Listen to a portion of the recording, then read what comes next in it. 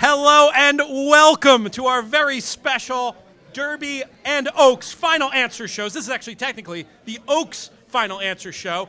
So happy to be here with our friends at Medallion Racing at Malone's Prime in Lexington, Kentucky. We're going to have a fantastic show for you tonight. My name is Peter Thomas Fornatale. I usually come to you from a basement in Brooklyn. We've come a very far way to a very fancy banquet hall here in Lexington. Thanks so much to our hosts. We've got a great panel of guests for you. I'll introduce them very quickly. To my left, we have the man who is my usual co-host on all the In the Money media stuff. He is a handicapping champion. He is a good friend. He is my business partner. He's a lot of things, but mostly we like to refer to him as the people's champion. He is Jonathon Kinchen. JK, what's up? Well, I was 1 to 9 to come back when I found out the whiskey selection was still going to be available. So thanks for having us again. And to JK's left, a woman that if you follow horse racing, you've seen her face, you've heard her voice. She is respected internationally for both her presenting skills and her excellent handicapping opinion. She is Michelle Yu. Michelle, how are you? I'm good. I just need to get a little more comfortable, though. Okay, yeah. Not very comfortable. Let's see that. I was thinking that outfit, Michelle, was not up to your usual standards. That is much more like it. For those of you listening to the podcast version, JK's shirt, which while wildly popular, This is the Michelle Yu version. Says so right there. Oh, she's got the tag and everything. It was the one thing was criticized about JK's shirt was there was not a version for ladies. Michelle has solved that. She has launched her own fashion line right here tonight. Michelle, That's right. This welcome. is MU style. Welcome to the program. And also, Jonathon, I feel like I founded you, so I get to find your clothing company. You did. If you haven't seen that, you got to look at YouTube. Michelle, when she worked at TVG, I was just a fan, Cute and little whippersnapper. I just wanted to be on Michelle's show, and she let me. My favorite thing about that is if you rewatch that clip today, Michelle looks exactly the same, and I have no idea what happened to that handsome kid. That is true. Completely different. On the far left, a man who's no stranger to these panels, was part of the wildly successful Breeders' Cup show. Very shrewd opinion when it comes to horseflesh and racing management and handicapping in general. Phillip, Shelton, welcome to the show. Thank you. I told JK when he started that he was going to be under a lot of pressure with the success of the betting syndicate for the Breeders' Cup. So hopefully we can come through with some winners this year. The best part of last year is I didn't even hit it, and we still made $160,000. Yeah, that's right. That's exactly The right. beauty of 5 of 6 folks. So I'm going to hand over to Michelle for hosting duties. We're going to roll through these stakes undercard on Oaks Day with a deeper dive into the Oaks. I will say one more thing. We have the opportunity to do a little Q&A at the end. So folks out there watching us via the live stream, go ahead via that live stream on YouTube, and you can ask questions there. And even if you're in the room, go on your phone, access the live stream on YouTube. You should be able to find it if you search for In the Money Media on there. And it's also pinned to the top of my Twitter, @LoomsBoldly. Please ask your questions. We'll try to get to a little bit of that at the end. But without further delay, here's Michelle Yu. All right, guys, I think. Hold on 1 second. Yes. Can everybody hear? I know we got some guys in the corner. Are you guys good? Okay, I just want to make sure. If you can't hear, I guess you wouldn't know we said that. Just to be fair. All right, guys, I think everyone has PPs in front of them, right? So let's dive into some handicapping. If you have PPs, you only have the last 5. You have the late pick 5 Friday, the late pick 5 Saturday. We're going to cover all the stakes. So there's going to be some races that you don't have the PPs for. We printed them out in advance before we knew exactly what we were going to go. So there's some races, only one Friday, a couple Saturday you don't have PPs for, but we'll still talk about them. By that time, you'll have lots of booze in you, and you'll forget about it anyways. All right, so we're going to start on Friday. Obviously, the first stakes race will go as race number 6. It's the Grade 2 Ali Sheba going a mile and a 16th. And pretty decent older horse field assembled. Does anyone have anything to say other than Maxfield? Anybody? Nope. Going once. Going twice. I think Chess Chief is a little bit interesting, but if Maxfield runs the race that I think that a lot of people have kind of come accustomed to him running outside of his Sanity to Handicap, which is excusable, right? It was back quick. It was a mile and a quarter. Maybe he didn't want to go that far. So I think Chess Chief is interesting. And I don't know what to make of Roadster. I kind of was over him when he was in Stidham's barn, but like now he's back in Bafford's barn, which is interesting. I'm still kind of over him, but I think he at least deserved a mention. I agree. I was going to mention him if you were only going to mention one. I think the rule is you're only allowed to talk about 2 horses. Oh, so I'm sorry. No more. Pete, anything else besides Maxfield? Maxfield. Phillip? Maxfield. All right, so you guys didn't even need that PP. Just rip that off. Maxfield, it is single. Race number 7 is the Grade 2 Edgewood. It is on the turf course, mile and a 16th, with the deluge today. God only knows what the turf course situation is going to be, but let's pretend it's probably going to be firm with a little bit of give in it, okay? Feels good. Feels good. I think it feels good. JK, no one wants to hear from you. Pete, how about you? Let's start with you. I can do this one almost as quickly as the last race, but I need 2 words instead of 1. Aunt Pearl. Excellent. Phillip? I think the only thing that's interesting to me is there was a similar horse a couple years ago that had this same exact profile named Newspaper of Record, and she got beat. Unfortunately, I don't see a horse as good as Concrete Rose, so I would be leaning Aunt Pearl. If I had to come up with anything other than that, I would probably go to Giftless, but I think she's the obvious second choice. You're gonna get probably decreased odds anyways, but Aunt Pearl thinks probably a pretty safe bet. JK, I know that you can't help but choke on some chalk. You got anything to say besides Aunt Pearl? No, I'm gonna joke. Aunt Pearl, I think, is interesting for a couple of reasons. One, she's tried soft ground twice, or not firm ground. It wasn't soft, but not firm ground twice. She galloped. The second thing is she's Irish bred top and bottom, so give shouldn't be a problem for her. And then third, the difference between her and Newspaper of Record to me is Newspaper of Record was kind of a head case. They were trying to figure her out, and I think they got in the way of what she was good at. I don't believe they'll get in Aunt Pearl's way. All right, sounds good. So that was the Edgewood. I told you, we're going to whip right through these guys.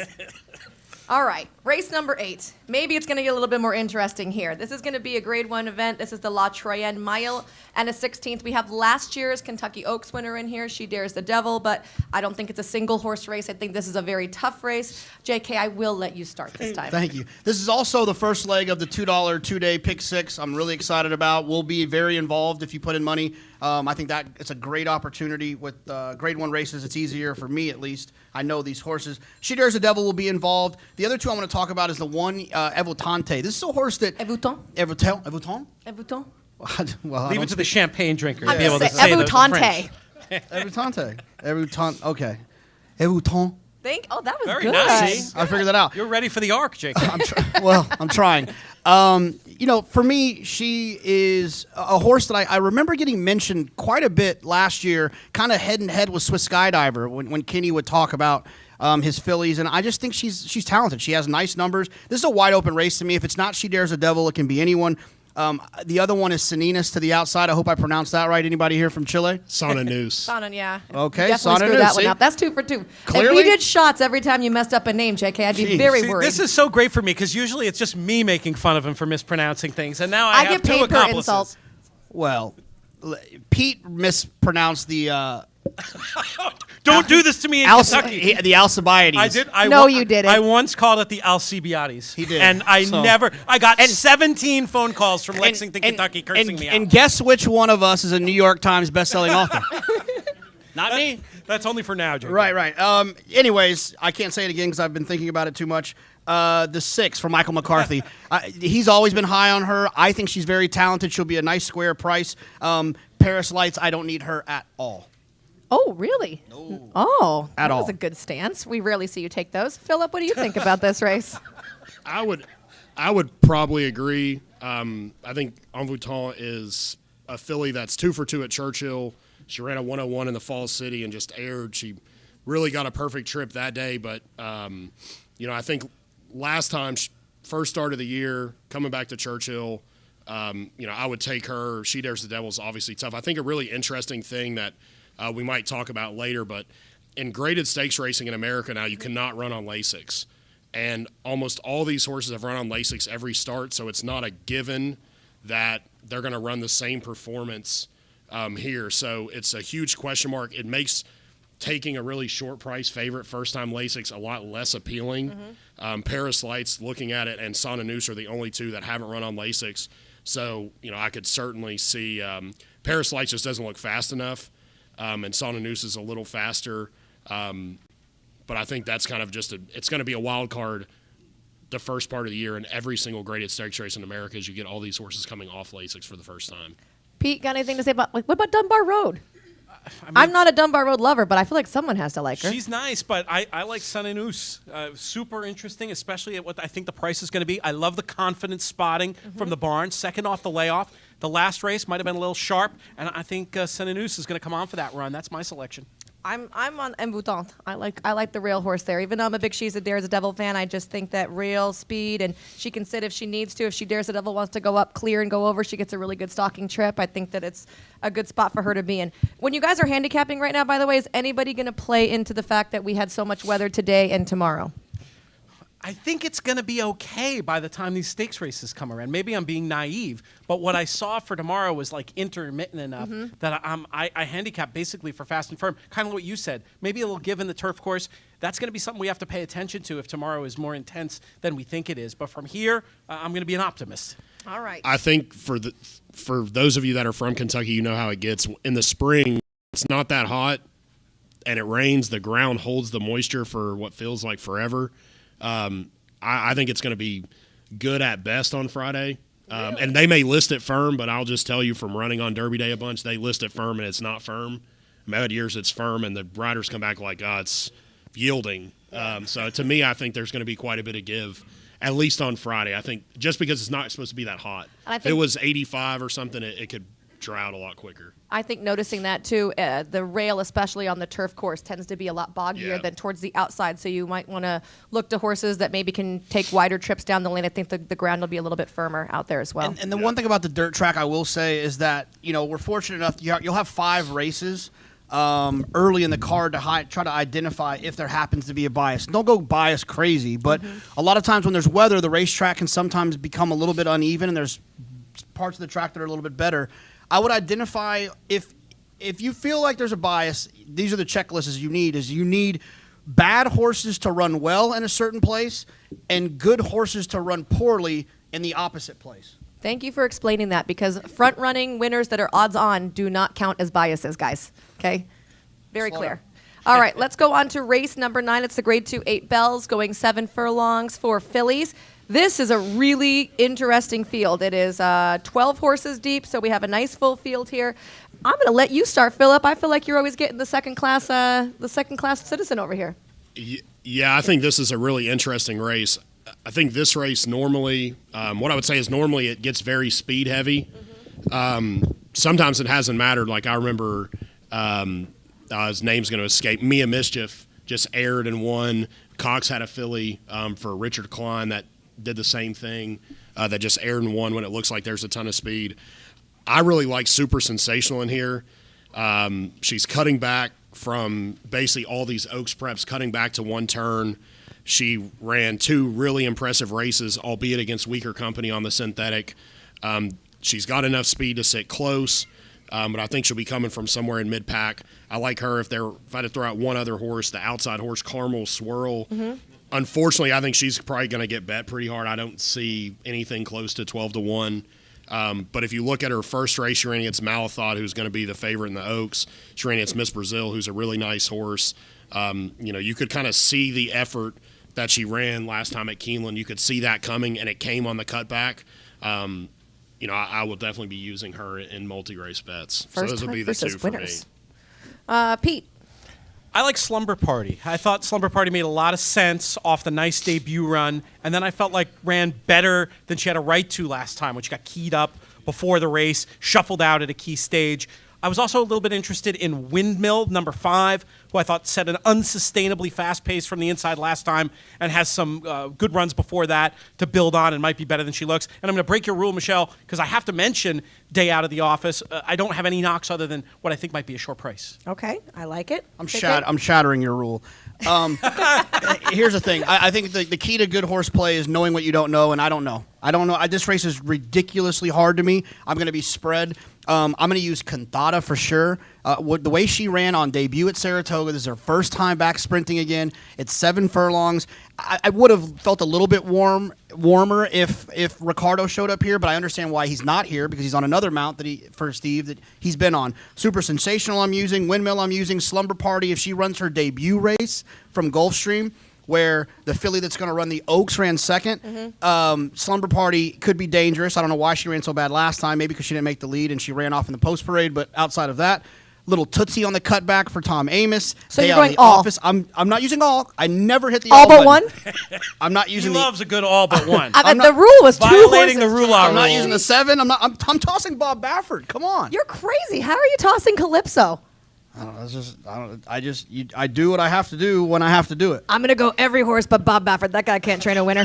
What could go wrong, Michelle? What could go wrong? This sounds genius. I'm going to play this all day long. Actually, I like Summer Party is my top pick in here, but I like Calypso. I love a horse with a cutback in distance, especially going 7 furlongs. I think it's one of the most challenging distances that a horse can go. This horse has back-to-back route races where she ran well enough. Moonlit D'Oro was an absolute freak. Beautiful Gift ran really well last time. I think that 7 furlongs is just going to hit this filly square between the eyes. So I think a really good shot in there, but I'm also on Slumber Party. Those are the two horses we're supposed to talk about that I'm going to play. I told you I was breaking the rules. The man is a scofflaw. I've known him for 5 years. He's not a rule follower. He's a rule breaker. Everyone in this Usually to good audience, effect. everyone in this audience thinks that I hate JK. Just to be clear, I love JK. This is the only time I get to make fun of him She in person. plucked him from obscurity. I did. So he's like my child.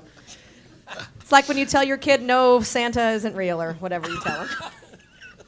All right, let's hold on to race number 10. 5.5 furlongs. This is the turf sprint. 3-year-olds and upwards here.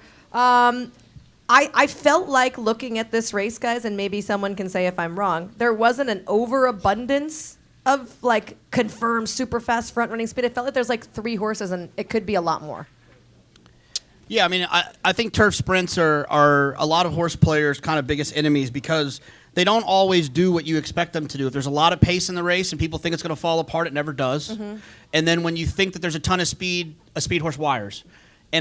So for me, there's 2 horses because I'm going to follow the rules just for a minute. Good boy. I love Fire in here. I feel like that's the speed of the speed, and I love the name. It's fun to say. Fire. And when you have a speed horse with Louis Saez on, you know what you're going to get. He's not going to grab him. He's going to go to the front. He's going to be aggressive, and that makes me feel comfortable. And then also the 10 Sombeya. This is a horse that I've always been interested in. I loved this horse last time on the cutback. And this is a little bit sharper, but Peter Miller knows how to win a turf sprint. Just ask his, 3 Breeders' Cup turf sprint champions.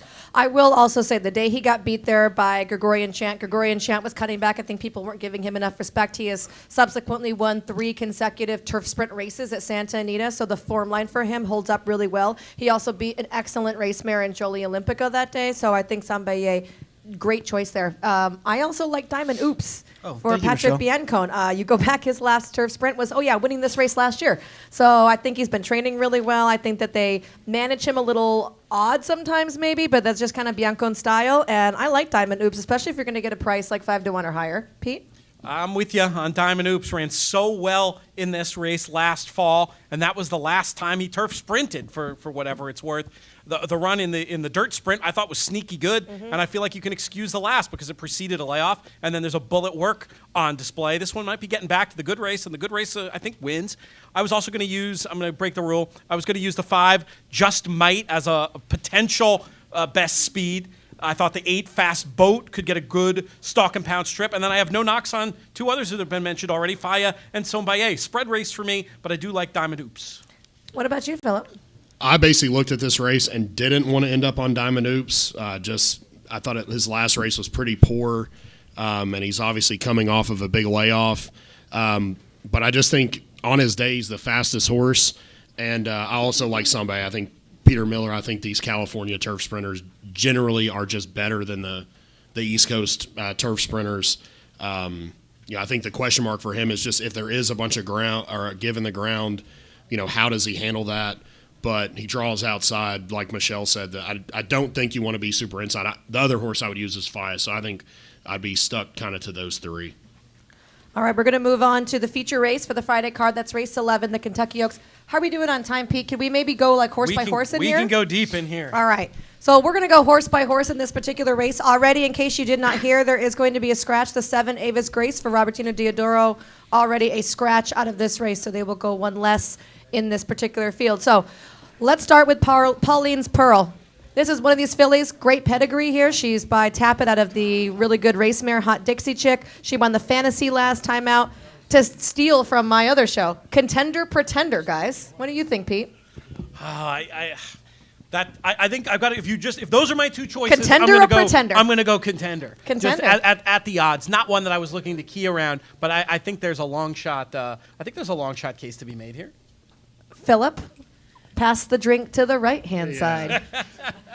Pass the champagne. She, I thought the Fantasy overall was a pretty weak race. The best horse in Arkansas, Will Secret, left to run in the Ashland, and while she didn't run terrible, she was beaten 4 or 5 lengths. I'm just kind of against the Arkansas horses, and if she beats me, then she beats me. Contender, pretender, JK.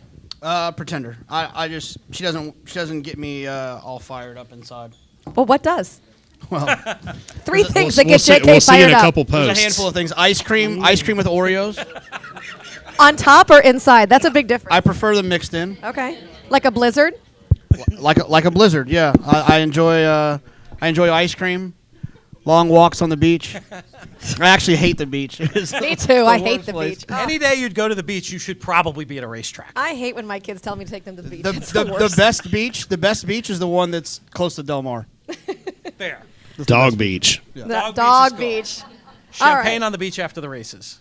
The No, wine then ceremony. sand would get in it. I'm just no beach. Bar every day. All right, let's go. My mic doesn't work, so. The second horse, Maracuja, here for Rob Atras, who, by the way, is winning at 21%. If you guys don't know Rob Atras, he is the former assistant to Robertino Diodoro. And when Diodoro decided to leave the East Coast pretty much up in New York, he left his string to Rob, and Rob has done a great job with it. So he's down here. He's on the big scene. This horse ran second to Search Results, who is going to be well-backed in this particular race. Phillip, I'll start with you. Contender, pretender. You know, I didn't really like the Aqueduct form, but it actually came back as the fastest buyer prep of any of the Oaks preps. I don't really love Search Results, so it's hard to get too keyed up. But I could see, the one thing that changed is Ava's Grace being out of the race is a huge pace question mark, I think. She was the likely pace setter. She's out. I could see Maracuja if there was a lot of pace running on and running third. But I think she's a progressive filly that could be good later in the year. It feels like it might be a little too much for her here. JK? So I think that 2 of the preps were good and 3 of them weren't. I think the Gazelle was one of them, was pretty good. I was fortunate enough to have Kendrick Carmouche on our Monster Pod we did. If you follow our stuff, we had a different guest for every horse. And I was talking to Kendrick about his Derby mount. And at the end of the video, when I was just saying bye to him, hey, I'll see you later or whatever, he went out of his way to say, JK, don't sleep on my filly in the Oaks. He's high on her. He likes her. I know he's excited, but I like this race. So underneath, can she win? No, I don't think she can win. Can she run 3rd or 4th in your Tri or Super? Absolutely. Pete? Nothing to add. Exotics contender. Ditto that. Let's move on to horse number 3, Clairiere, for Steve Asmussen, another really well-bred filly by Curlin out of the really good race mare Cavorting. She was a Grade 1 winner. This filly was a debut winner. She's got Churchill experience. She's been finishing behind Travel Column. Pete, any reason she can turn the cards on Travel Column today? I think so. She's always shaped to me like a filly who was going to do better with time and distance. And I felt like that trip last time, she just had no shot, and she stayed on really well late. She galloped out like a freight train. I'm super interested to mix in Clairiere in this year's Oaks. JK? This is one of the races that I don't think was very good. Travel Column needed a perfect trip to beat her in the Fairgrounds Oaks. She needed a perfect trip to beat her. Travel Column in the Rachel Alexandra. I don't need either one of them. If they win, I lose. They can hit the board, but I don't think that they'll win the race. Just remember, if JK loses, you guys all lose too because you're playing a pick six ticket together. Just throwing that out there. Phillip? That is true. But I think it's kind of interesting. Everybody's like, it's a given she's going to love the distance. Cavorting was really like a one-turn horse, Yes. which is just kind of she's bred to obviously handle it. I'm a little bit with JK. Like, she could win. Again, I think Ava's Grace coming out means there's going to be less pace, which is a negative for this filly. She's going to be coming from the back. She's going to have to get the trip. I've been a huge Travel Column fan the whole year, but the more I've gone back and watched her races, it feels like the races she's won, outside of her race at Churchill, everything has gone right. And the one race where it didn't go right, she lost. Now maybe getting back to Churchill, but this filly, she could certainly win. If she wins, I'm not going to lose every ticket. that I have, but I'm not, as JK would say, I'm not cutting in line to better. All right, the 4 horse is going to be Crazy Beautiful. Actually, just in case you guys don't know, this horse is named after me and Acacia Courtney. Not sure if you know which one was which, but just throwing that out there. I like Crazy Beautiful a lot. She was actually my pick last year in the Breeders' Cup Juvenile Fillies. I thought that she could maybe win that race. She didn't run any good in that day at all, but subsequently has come back to put together a couple of good races here as a 3-year-old. This is her 3rd start off a layoff, which is a form cycle that I like to use. I think that she's really intriguing in here because she has a lot of foundation, and I think that some of these fillies are maybe light on foundation. They've got 3-4 races. This filly had 5 races as a 2-year-old, so I think that really helps her. She's never run on Lasix before, and we've seen Kenny do that as well, run his horses not on Lasix, even if it's allowed. So I think Crazy Beautiful's got some upside here at 15-1. Pete, what say you? I mean, she lives up to her name, I'll say that much. I like her a lot, but for the rules of the game and the fact that I've already been touting so many that we've seen in the field, I'm going to take the cynical view of the Florida form and lean against. Okay, JK? Yeah, I didn't like the Florida races, and I agree with Pete.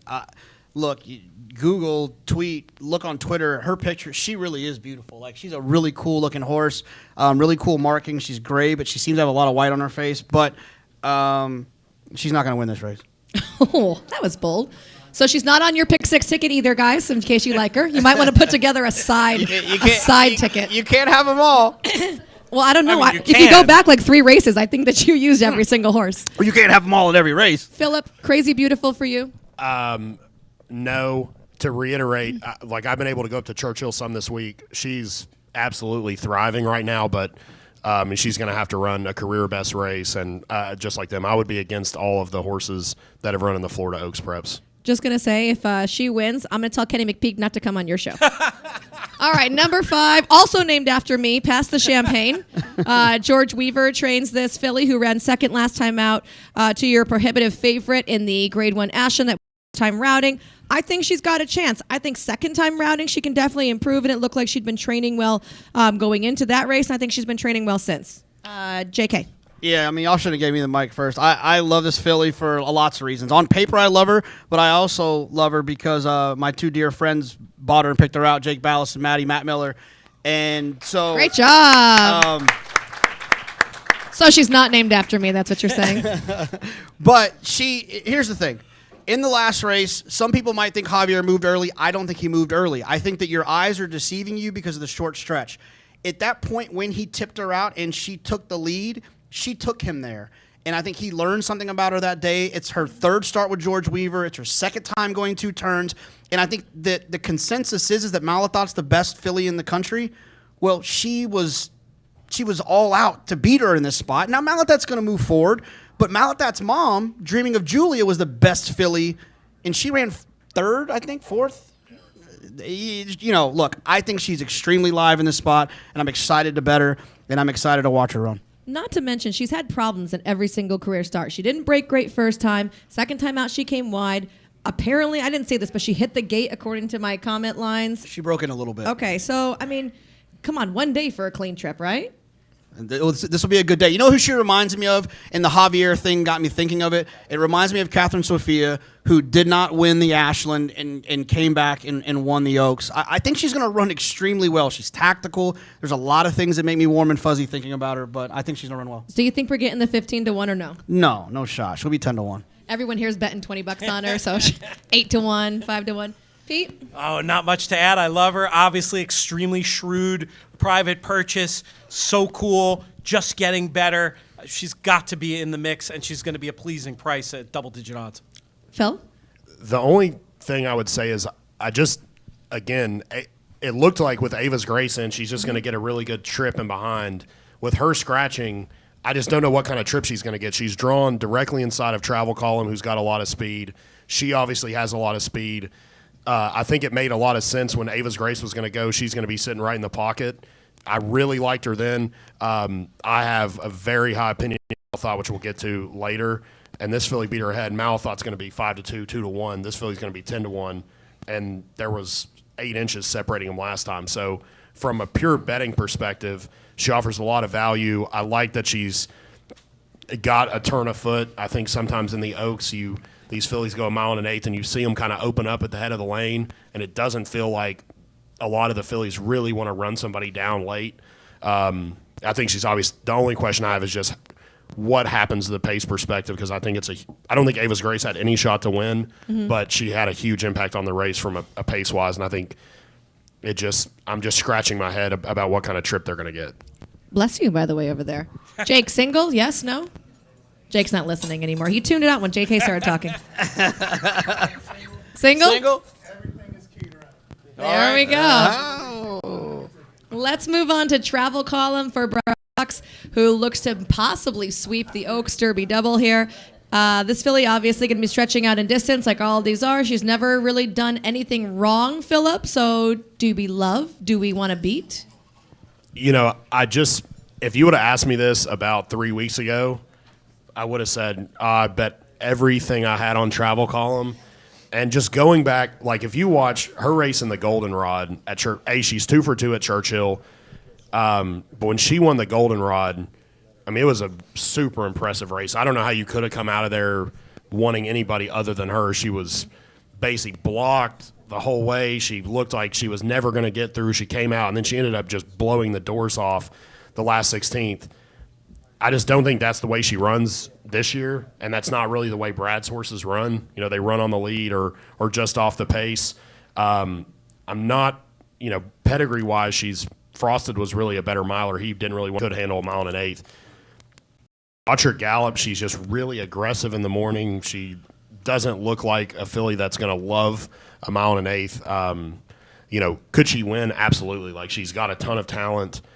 She's probably going to get a pretty good trip. I think, the worst thing for her is she just catches a flyer out of the gate. Next thing you know, they're on the lead. That would be terrible. Wow, you said the pace is not there now. Maybe she just goes gate to wire. I just think if you really watch her races, like last time she took over, but it was so – what I would say is I don't think they're going to go 49 in here. Like, it's the Oaks. There's going to be some pace. If you told me she could be loose on the lead in 49 and change, I'd say she is a likely winner. But I just think there will be more pace. Unfortunately, I just don't know where it's coming from. You said you've been out. You've seen a couple of these training. Can I just throw you under the bus right now? What do you think, filly-wise, who's been training the best? The best horse I've seen is Malone. I got to see her work Friday. I've seen her gallop some. Not all these horses were in like last week, so I was only there Tuesday this week. I thought Crazy Beautiful has looked great, but really, like when I saw Mouth at work, and it felt like every stride she took coming around the turn, her workmate was taking about 3 to keep up, and she wasn't. She was just pulling away. So, I have a very high opinion of her, and we'll talk about that. 85% of my money is going to be going to one horse and just try to hammer her. Unfortunately, she's going to be, I think she's going to come down from 5 to 2. But boys, what do you think about travel column? $850,000 Fasig-Tipton purchase. Look, I'm going to try to be against the fairgrounds races. I'll use travel column defensively. I like her more than Clairiere because she's a little bit more tactical. She's got a win over the track. I mean, Clairiere does too, but I thought travel columns were more impressive. So I'll use, but more defensively. I'm going to try to beat horses from Louisiana. Peter Thomas. May regret this, but I'm going to try to beat her. 2 things I look at when handicapping races, and that's form and figures. On form, she's the clear form pick, but on figures, for me, she comes up a little light for one who's going to take out so much of the market. I'm going to lean in other directions. We'll see what happens.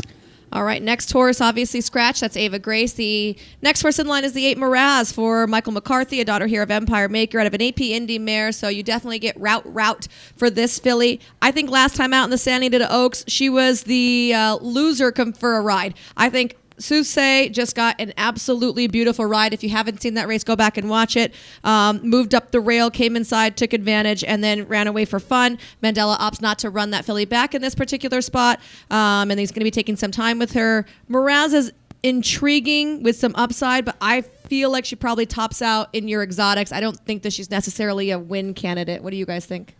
I think that's a great shirt. I just saw it on the screen. Didn't look good. Thank you. This is the Michelle Yu shirt. You guys can buy these on Old shirt. Smoke. It's too bad it's sold out because this could actually be good publicity. I'll sell this one after. I've got a dress at my shirt. We'll auction it off. I need to buy champagne, Pete. I will say this, and I didn't ask for permission to share this story, but Michael McCarthy let us know his opinion. He's really high on this filly, and he said that He'll be the livest 30-1 shot on the entire weekend. Can you do it in Mike McCarthy's voice, though? Because it probably went like this. Yeah, I really like her. She'll probably be like 30-1. She's best shot of the weekend. No, I think he thinks she's live. And look, in these big days, finding winners for pick sixes and pick fives are very important. But you can find horses that are very talented at 20, 30-1. You could hook up underneath and really make some money. So I think she's interesting if you have another strong opinion to use underneath. Philippe. I would agree. I think last time it's almost like it was a 4-horse field. It was a very weirdly run race. I didn't expect her to be on the lead. And again, it basically was like they just went super slow, and then they just absolutely sprinted like a long way out. I mean, Sousse came up the rail with like a half-mile left, and it just turned into a throwdown. I don't think that's what this filly wants. I actually think she might be – I'm not saying she can be on the lead. She can be very I think, with the scratch of Ava's Grace. Ideally she wandered around. She ran at 86. Her form looks way better if you just throw the last race out and say it's hard to judge a 4-horse field where she got a weird trip. At 30-1, I do think she's interesting. I don't think she has a lot of a shot to win, but I could see her hitting the board. Let's head on to the number 9 horse, 50-1 for Brad Cox. I don't get to talk about Mraz? No. I actually You're going to add something to that? I should have let it ride, but it pains me. I thought that you already talked about her. I swear you did. Didn't host I fail. say I'm PT? usually the one making the Sheesh. host fails around here, so it's actually very refreshing. Sorry, my bad. I only meant to ignore JK this whole time. It pains me to say this. I agree with everything JK said. Thank you for that added tidbit. After this commercial break that's sponsored. Next horse is the 9, 50-1 for Brad Cox. Anyone that knows Brad Cox, we don't generally get 50-1 on him. This daughter of commissioners coming out of a couple of also ran races. And we know JK doesn't like fairgrounds preps. What about Oaklawn preps? No, I mean, and to be fair, I've been saving this for a long time. I don't know. Hopefully they see it. The owner of this horse, his 16-year-old son sent me a DM talking trash to me. Oh, that's awesome. Yeah, so I hope this horse doesn't win. That is such a bad karma answer. I want to know what he said. Was he talking about your mask wearing? I mean, there's 50-1, so they don't really have a shot. But I'm just saying. Does he like to run the aisles on airplanes? No, I don't remember what it was. It was something silly, but I didn't respond to him. But yeah, I hope you don't win. That's kind of like fan mail, though, JK. I feel like that's mean. You should text him back right now. No, I'm not. Let's craft the text together. No, I mean honestly, look, it's their best chance is Brad Cox and Luis Saez, and I don't think they can help him. All right. Pete, everyone knows I'm calling Pete right now, right? Pete. There you go. I mean, several of these have Coach on form, and would be a huge surprise if she were improved enough to make the frame. And I don't even have to bring in petty Twitter beef to make my case against Coach. Everyone else is handicapping using their PPs and they're watching their races and their replays. JK's like, nah, this 16-year-old kid, he was mean to me on Twitter. What about you, Phillip? Anyone from the camp mean to you? Brad Cox declined your call last week, or No. Saez take off your horse at the draw? I love Brad, and Saez is the hottest rider in the country, but not for me. Okay. But I know you love Malathat. You have been dying this entire day. I think this is the only horse you want to talk about. So go ahead. You have the floor. What I would say is I think in both the Derby and the Oaks, from a figure perspective, the horses are very evenly matched. And I think you can have one of two opinions. You can either just spread and say, I'm going to take a bunch of them, there's a bunch that could win, or you just have to go the complete opposite route and say, I'm just going to hammer one, hope I get a little bit of value, and just move on. In the Derby, I don't have a strong opinion. In this race, I'm going to be betting the vast majority of my money, just singling her, saying, hey, when you have a favorite, the way you can get value is by not playing a bunch of other horses. So if you're betting a pick 4, pick 3, pick 5, it's like if you start going to Malathat, Past the Champagne, Clairiere, all the logical horses, you're not getting value. You think you're getting value and you're just playing to hit a ticket. I would just rather single her, and instead of hitting a 50-cent pick 4, I hit a $5 or $10 pick 4. I just think she's bred to get the distance. She is a big, long-striding filly. She really, if you go back and watch her last 2 races, she really had no business winning either one of them. Milfu, who we'll talk about in a minute, was just gone in the Demoiselle, and she just ran her down. That race was at 1 1/8 miles. In the Ashland, it's the short stretch. Traditionally, it's hard to make up a ton of ground at 1 1/16 miles. Past the Champagne, got the jump, and she was coming. That was her first start of the year. The one negative, I think, it's been talked about, Shea Comden passed away. They were going to run in the Gulfstream Park Oaks. They didn't. They waited a week. I don't love calling a lot of audibles right before you're going to run in one of the biggest races of your life, but to me, she just feels like her upside is better than any other horse's upside in my mind. And she could be ready to peak. So it's not that, I just, to me, if she runs her best race, there's no one that can beat her. All right, let's look to the 11. Will's Secret for Dallas Stewart. We know that he can pop at a price. And I'll head over to Pete. So Will's Secret's a little bit interesting in that she has form that ties in with a few of these. Third behind Malathaat and Past the Champagne in the Ashland. Won the 2 early Oaklawn preps. Lost to Clairiere at the maiden special weight level. So I think she's kind of an interesting yardstick for the rest of the race. I feel like these Kentucky form lines, as JK indicated, probably going to be stronger than the Arkansas ones. But as for this one, I wouldn't blame anybody who wants to make a case based on connections. These are connections who've won this race before at 1,000,000 to 1 with the Lemons Forever back in the day. I could see leaving in for like a third and fourth type thing. Just to loop back to Malathaat for a second and piggyback a little off what Phillip was saying. I think he's on a right horse. Look, you can make a case for a lot of these, but if I have one little piece of information on Malathaat that I feel like isn't priced in, it's the fact that being there in the paddock for the Ashland, as good as she looked, she didn't to me have that fully muscled out Pletcher ready to fire a big race effort. I thought she was had much license to be short in the Ashland. The fact that she won that day anyway against a filly who I think is so terrific in Past the Champagne and has worked so forwardly since, I think that big effort comes today. If you're asking me for a top pick in the Oaks, it would be Malathaat. And back to Will's Secret, who we were talking about. You skipped me, and I was trying to spare your feelings for skipping me twice. I didn't get Malathaat either. I know. I'm gonna do. What's in that drink, Michelle? And can I have some? I'm gonna stop skipping around. I'm just gonna go 1-1-1-1-1-1. Apparently. Okay. Like I said, I feel like I left the Ashland that day. I was there, and I left, and I said, I think we saw the Kentucky Oaks winner and the Derby winner today. A little foreshadowing. Look, I think Malathaat's really good, and she should move up off of that effort. And as much as I want Past the Champagne to win, Malathaat, if you run the race 100 times, Malathaat wins more of those, in my opinion. Now, but it's racing. Things can happen. The other thing I'll say is that Will's Secret ran well that day, too, closing into a pace that wasn't particularly fast. One of my favorite angles is horses that are closing into those because I don't think people see that all the time. It's a little bit hidden. Everyone sees when you get stuck behind a wall of horses. Everyone sees it. Everyone watches replays on whatever ADW they use. And so I feel like Will's Secret is a sneaky, sneaky horse.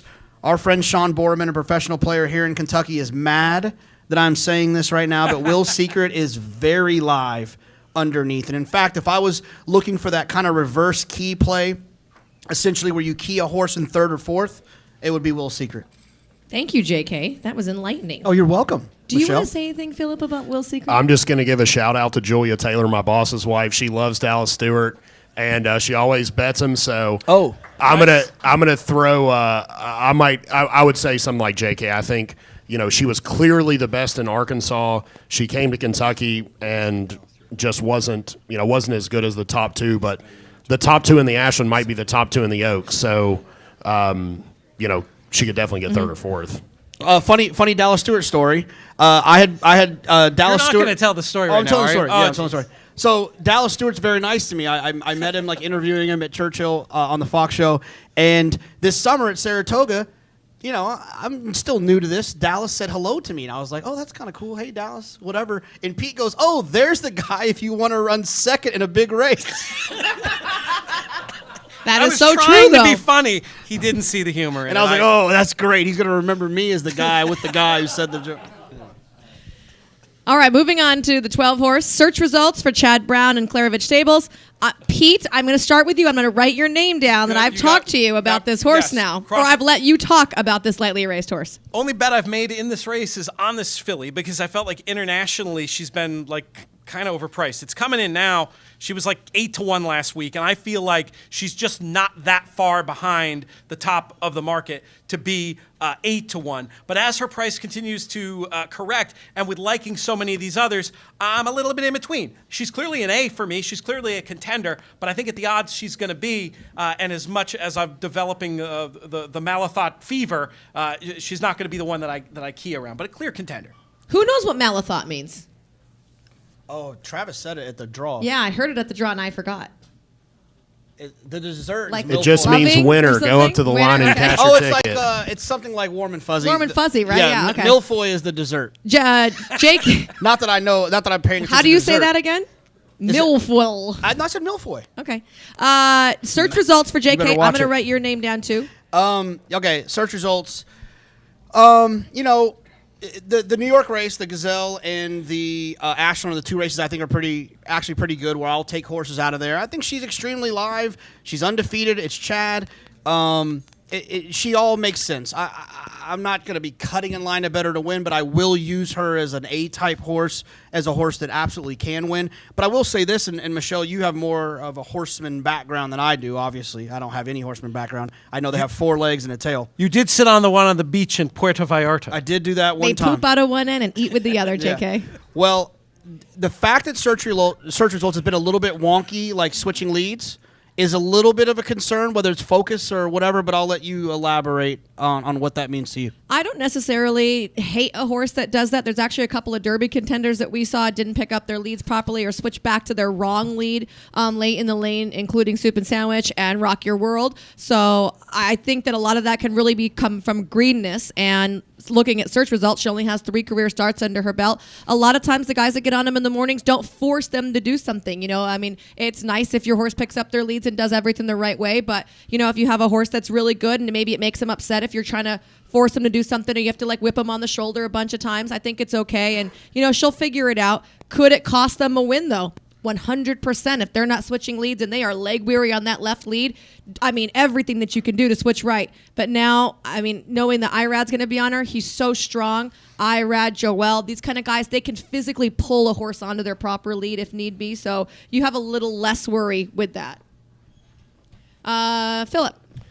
I think I saw something today which was really interesting. I think Chad and Irad together are like 0 for 27 in dirt grade 1s, which is just...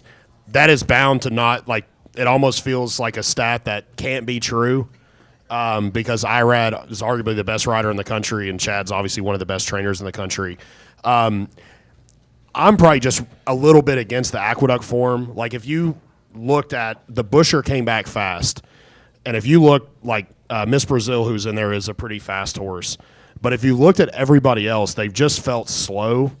And last time, she basically got a dream trip behind a slow pace. She took over, was just miles the best, but she was also 2 to 5. It wasn't a real tough race. I just think there are other horses that are battle tested. If you told me she was going to be 8-1, I'd be way more intrigued. It's more of a price thing for me. She obviously has a ton of talent. She could certainly win. But as the second choice, I just wouldn't want any part of her. Looking at number 13, Competitive Speed for Javier Gonzalez. She's been an also-ran in a couple of the big races at Gulfstream Park. J.K., what do you think about Competitive Speed? Is she competitive? I hope she beats Coach.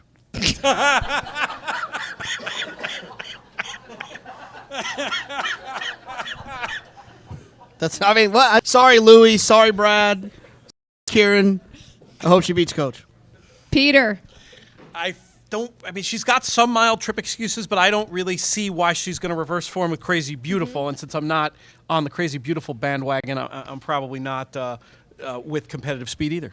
All right. And Phillip? No, thank you.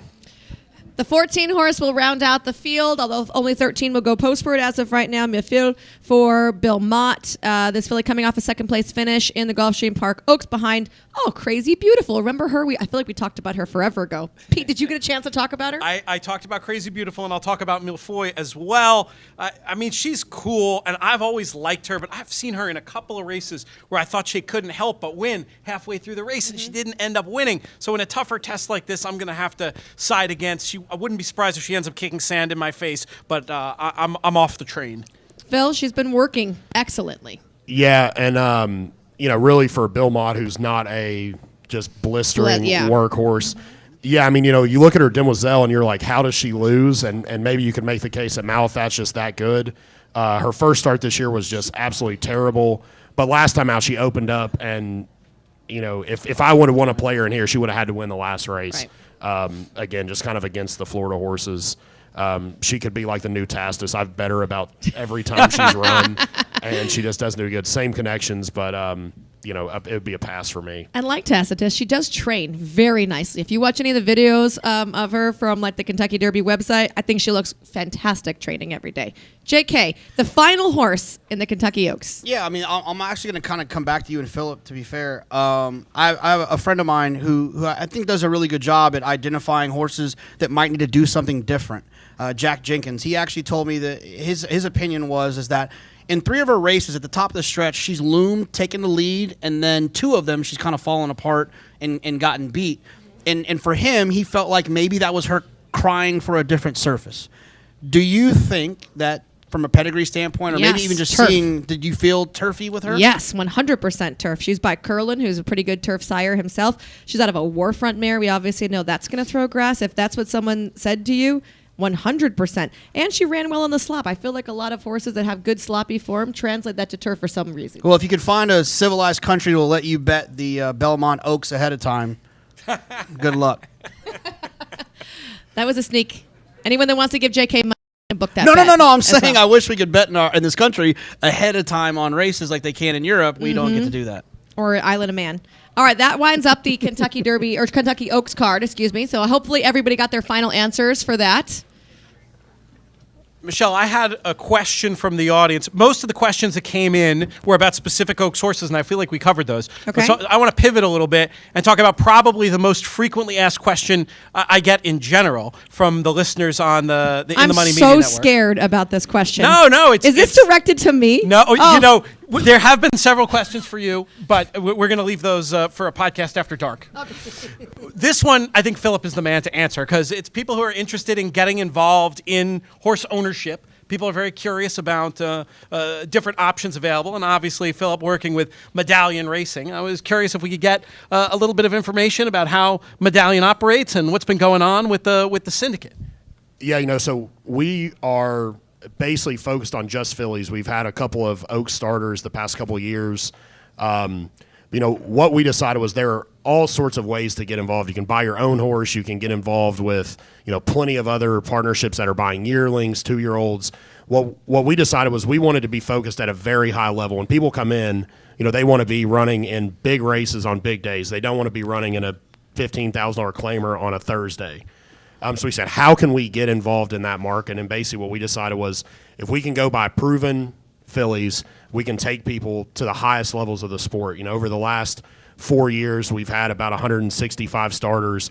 Over 40 of them have been in grade 1s. So over 25% of our starts have been in grade 1s, which is, that's obviously the peak. It's the Oaks, the Breeders' Cup, grade 1s at Saratoga. That's what people want to be involved in. And what we realized is if you want to do that on your own, you got to have 10 million, 15 million, and it's just an impossible task.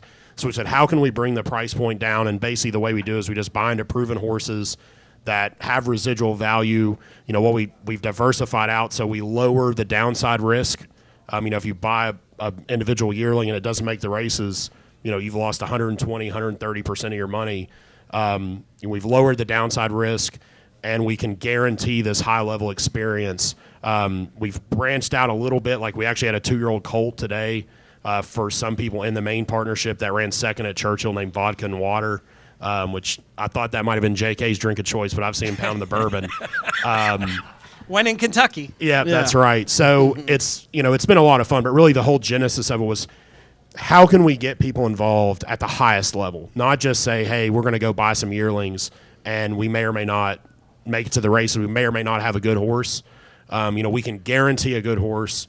We can guarantee a high level experience, and without getting too much about financial. I think if you really want to invest in horses, you're investing in an experience. It's because you love the game.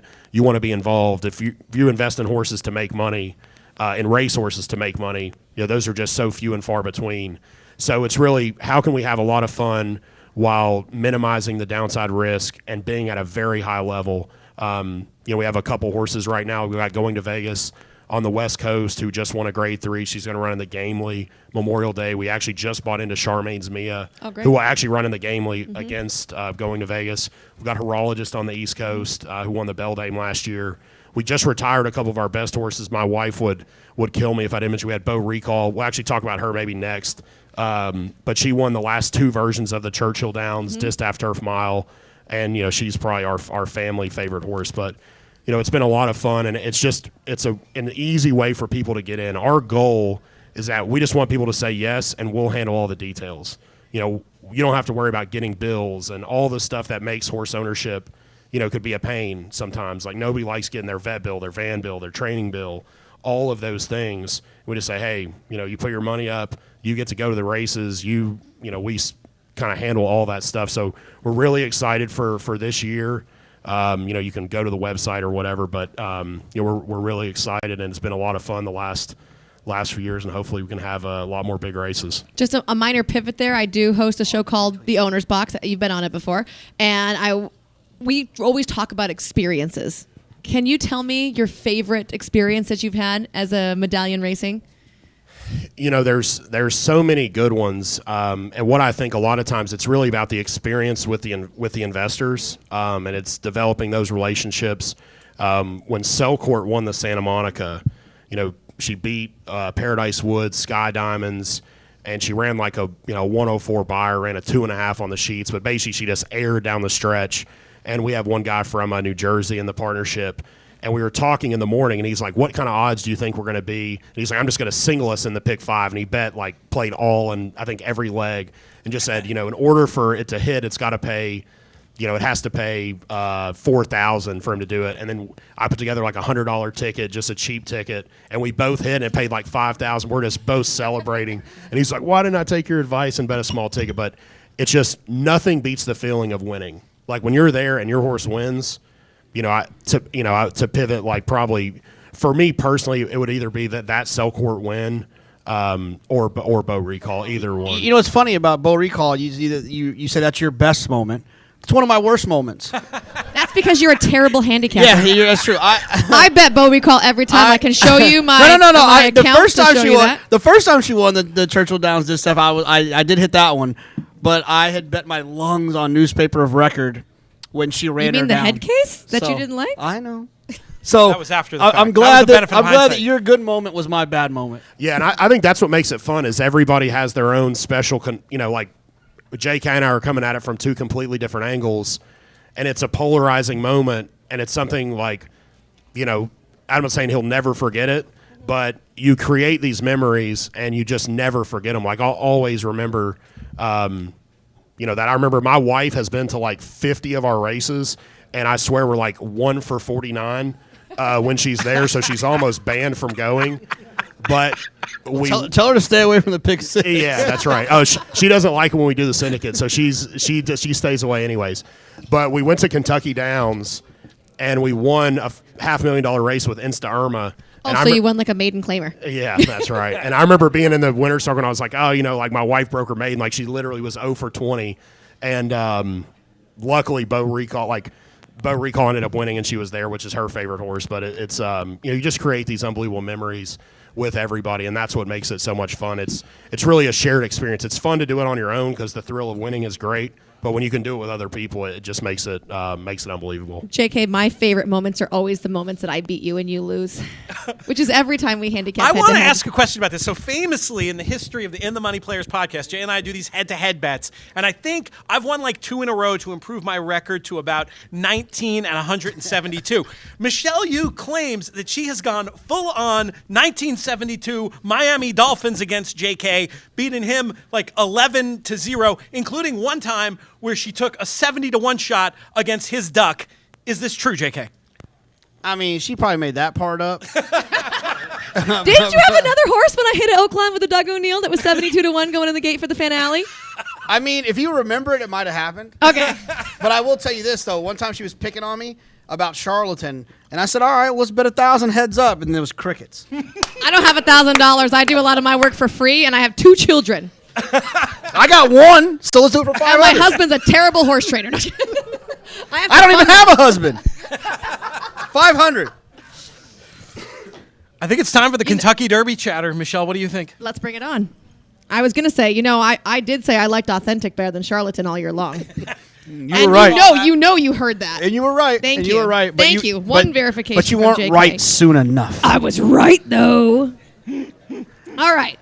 Everybody's good? Don't forget, Medallion Churchill Distaff Turf Mile. It's a grade 2 event, obviously, going 1 mile. I love when they do that with races. Pete, I'm going to let you start way down there. Who do you like in the Distaff I think Turf this one's Mile? going to be a blowout. I think blowout is very interesting to me. Can lead, can stalk and pounce. I feel like blowout comes out of the best races. The barn is flying. I think as equal likely a winner to anybody in here, including a presumptive favorite, Got Stormy. I'm all about blowout. I do respect Got Stormy, and we'll use this backup. Now, JK, we are back to the 2 horses rule, okay? I know we went through the entire Kentucky Oaks. Back to the 2 horses rule. Who do you like in the Distaff Turf Mile? I'm going to say a name. Okay, all right. I'll be fast. Blowout. Chad took some time off of reminding everyone that he's dominant. I think that a lot of horses are going to win a lot of races in the next few weeks and months from Chad. I think blowout's live. Got Stormy. There was the word on the streets was she didn't like Give in the Ground, but she's run well on it. She's won twice out of 8 starts on it. She's run second 3 times. I think Got Stormy could win. In Jakarta, Mike Maker stretches out horses better than anyone else in this entire country. From 5.5 to a mile, it's right in his wheelhouse. I think she's live too. I like Jakarta in here, actually. She's going to be one of my top 2 picks. Inside speed, blinkers off still, has proven that she can run okay without Lasix, but I think that she can still move forward. I think that she's going to be okay with a Give in the Ground, but like you said, Mike Maker's just a magic maker on really big days, and if you can get 10-1 or higher, I think she's a horse to play. What about you, Phillip? I'm going to be all Zafel. I think you're going to see this as a thread throughout the day, but all these Chad horses, I don't know why, all of his grass horses, none of them have had a prep. All of them feels like are coming in the big colt race later.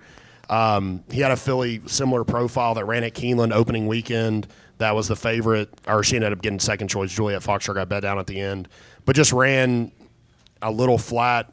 I don't like the layoff. I wish they would have had a prep.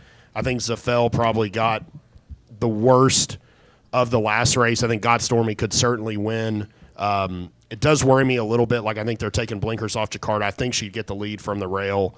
But I just like Zafel. I think she's got the biggest kick.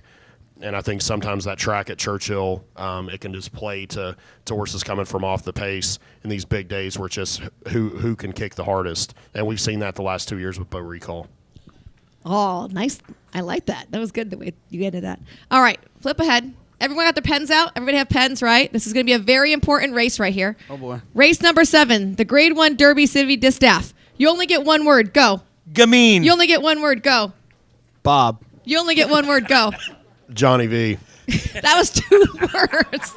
Or a word and a letter. No, it's connected. It was Okay. like a Okay, so Twitter handle. everybody got that down, right? Most likely Gamine should be able to win If this she race. doesn't win, I can't tell you who will win.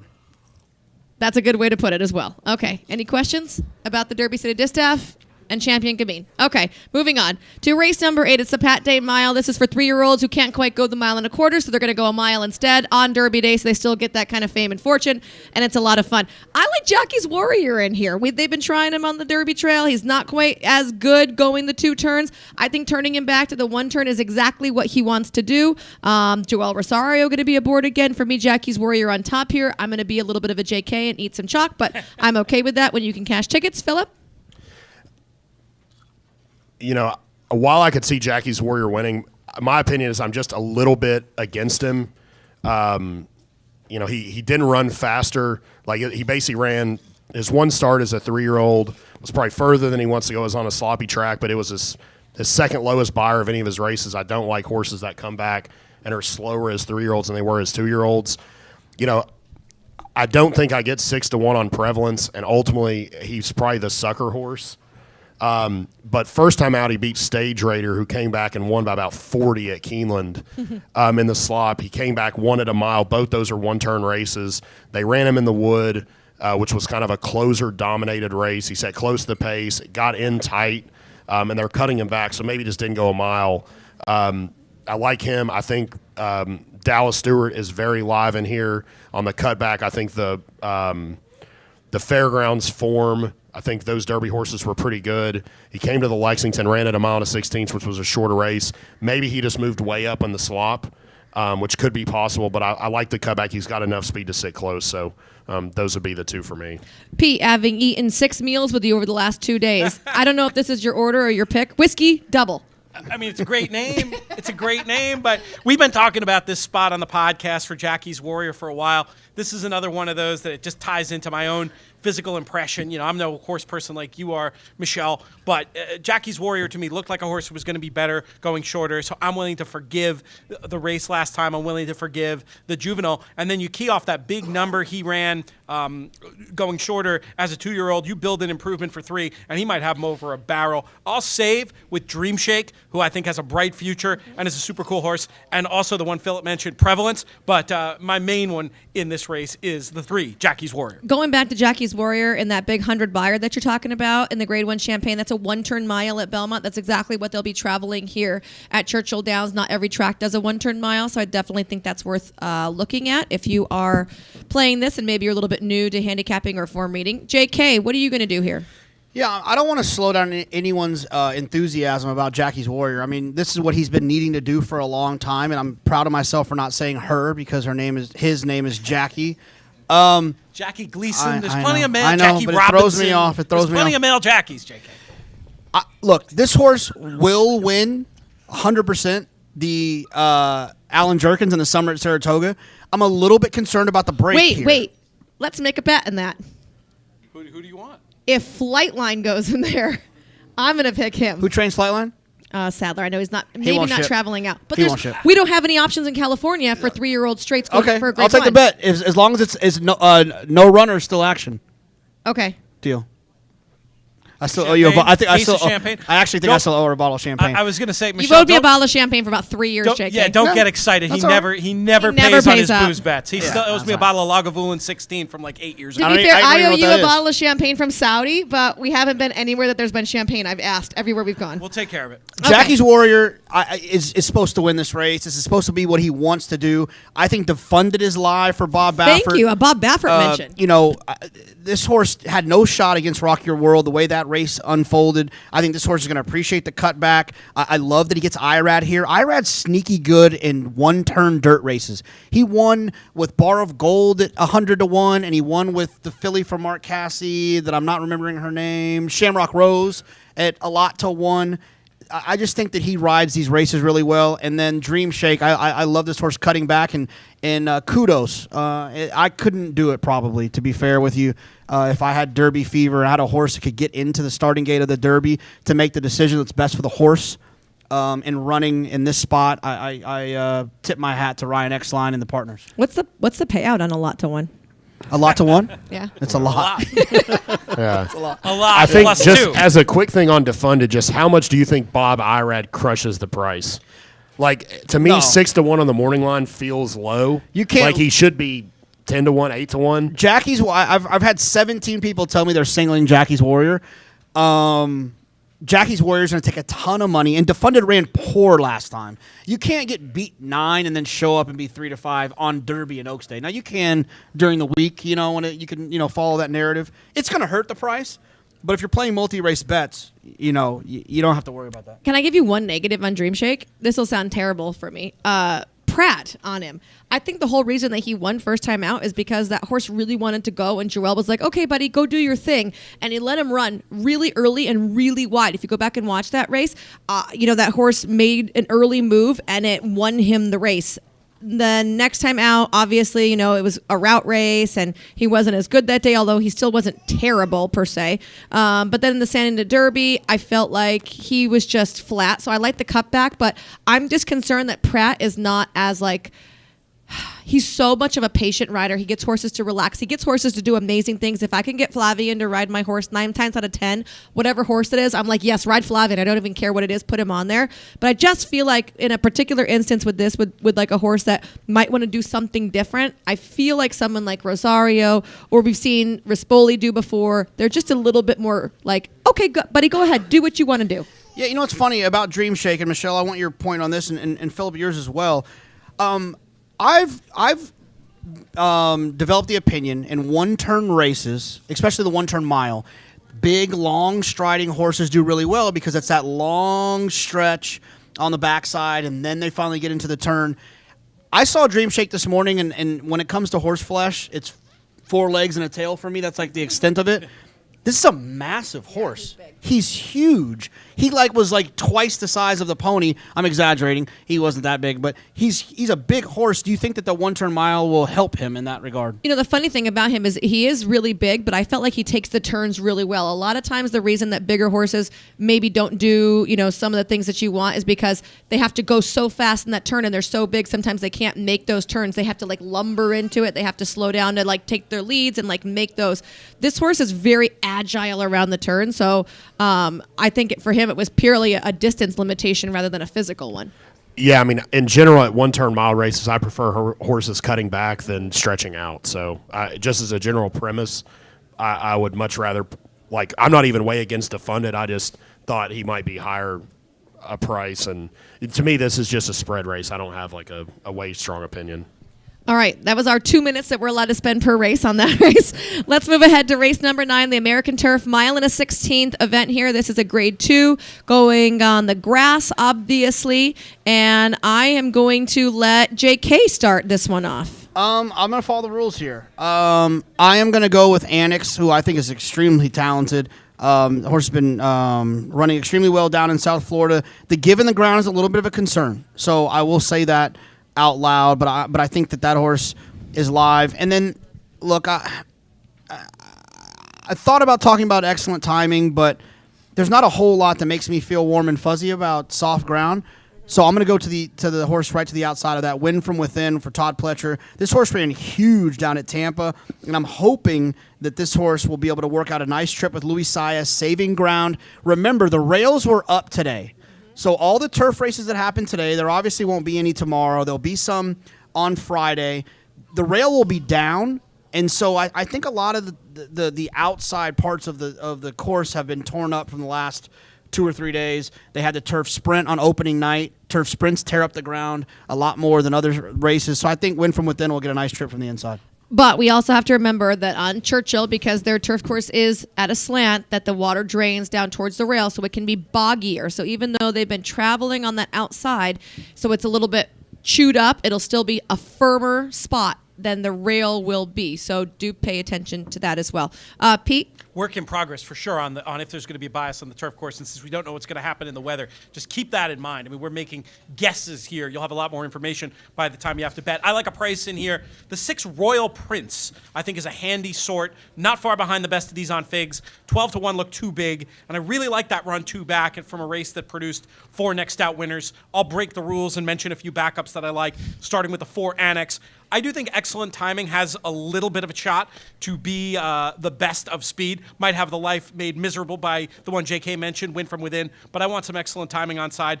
And Scarlet Sky, I just have to mention, a little bit tricky from that post, but progressive and interesting. So my main one's Royal Prince, and I'll mix in some others there. Scarlet Sky is actually my top pick in here for Shig McGahee and Joel Rosario. He grabs a fantastic rider. He was aboard for his last win, which was a Grade 3 Transylvania, over a ground with some give in it at Keeneland.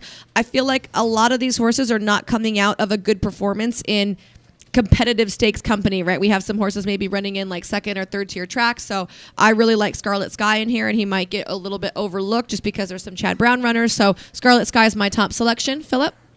Yeah, I like Scarlet Sky too. I think if you like Annex, you by default you almost have to like Scarlet Sky. They were ahead apart.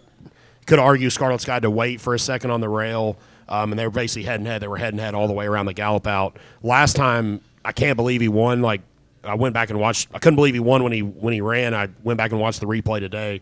He was just so far out of it coming around the turn. To be fair, it felt like opening weekend at Keeneland. If you were the last move was the best move, it felt like everybody who was rolling late was making the right move.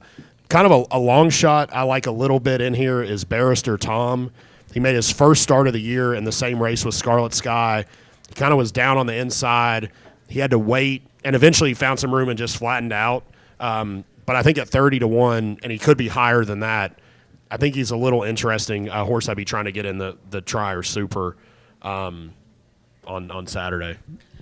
Flip the page now to race number 10. It's the Churchill Downs Stakes. This is a Grade 1 for boys, going 7 furlongs.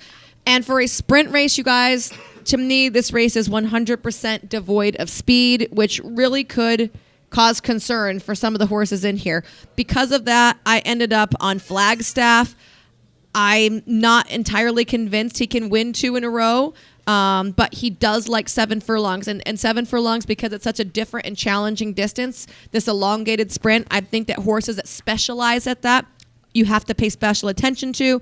I think his price is garbage, but I think he can also possibly go gate to wire in here, or maybe tap it to win, like decides to go out and set the pace just because he has before, even though that was going longer. When there's no other horses that want to be on the front end, you might end up with a horse that isn't necessarily quick being on the lead. Pete? I'm with you on Flagstaff. Looks very live to me. Felt like won last time, despite not the easiest go of things, and should get a great trip. Maybe can be ridden aggressively and take advantage of that dearth of speed that you described. A couple of interesting long shots to mix in. The 12 Endorsed, I thought looked a little too big on form at 12-1. That last race was strong, probably needed the run 2 back, and should move forward from Mott. Third off the layoff in a Grade 1. We talk about the Bill Mott with a target angle all the time on the podcast. 12 Endorsed might fit that bill. 8 Get the Prize is a big, big price. But Al Stahl with these lightly raced older horses, we've seen this move before where he just gets them to a peak tune at the right time. Not a likely winner by any means, but I'm not letting Get the Prize knock me out of exotics, and I'll even use for a penny on top. JK, Whitmore, yes or no? No, I'm not a Whitmore. I mean, look, I think Whitmore, I'd love to own Whitmore. I think he's a really cool horse, but he's like kind of like gathered this following that makes his prices always ridiculous. And Except that one time it wasn't. At band camp? Yeah, well, but we still hit the pick 6 that day. Woo! Here's what I'll say. I typically stay away from the jockey musical chairs game because there's so many behind-the-scenes things that happen that it could be a dangerous game to play. But I will say this. Think about this. Joel Rosario was the beneficiary of Umberto Rispoli getting taken off of Rock Your World in the Derby. John Sadler Ronus Racing seemed apologetic that they had to make that decision. But then Joel spins them in this race on Flagstaff, who I like, to ride Endorsed. I think that's a sign. I would think that Ron Anderson and Joel Rosario's agent and Joel would be a little bit smarter not to spin the people that spun someone else to let you ride in the Derby. I think Endorsed, the horse ran fast last time. I think he's sitting on a race. I think shorter's better for him, and I like him in here, and I also like Tap It to Win. That horse ran well off of a break, and he had some big races last year. He just kind of got sucked into the running too far trap. We need some sort of soap opera. Maybe about the Bill Mott agents. said no. Well, you can't take off? You can't take it. I mean, he could take him to the stewards. But he didn't ride last time. No, the one thing I would say, knowing Bill, Junior's like his number one rider. Junior's out due to the concussion. So they could have, like, it's weird that Rosario ends up there, but you wonder, like, if a horse like CZ Rocket was maybe going to run here and Rosario was going to ride, and then he ended up not entering. Well, CZ Rocket is Flo. All right, we're going to call Ron Anderson right now. Well, no, so I'm here's going to the thing. text Ron All right. Anderson, and I'm going to ask him why is he riding endorsed. We call this a rabbit hole, folks. So yeah, I'll be quick and we'll move on to the next race. Tap It to Win is like basically my strongest opinion of the day. I just think the horse is going to really like 7 furlongs. He ran well in the Pat Day Mile last year. He needed a little break. He came back, was really impressive, albeit against much softer company.